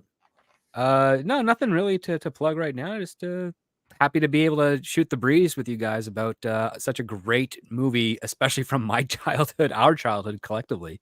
That still holds up to the test of time. And sadly, yeah, we'll probably never see another faithful and inventive adaptation of those characters in our lifetime in the same capacity or the same in-camera effects, at least. You just have to depress me, don't you? It allows us to cherish that which we already have preserved in our. At least we had the 07 movie that kind of showed that even with the technology, you could make a faithful Turtles movie if you gave a shit. You know, it can. Yep. It's possible. Of course, Peter Laird had to directly produce that movie to get it to be that good, but still, you know, it's possible. Just a few more Tumblr clicks and maybe it'll fall into place. But yeah, you got anything coming up, RazörFist, you want to plug at all, or besides the TMNT video that you brought up? No, not anything turtle related, certainly not. But go check out that Enter the TMNT video if you would like to get into this franchise. Awesome sauce. All right, well, hopefully we get to talk to you again soon, and sure we'll see you again soon, Script. And I want all of you out there to take care of yourselves and have a wonderful evening, and we will see you later.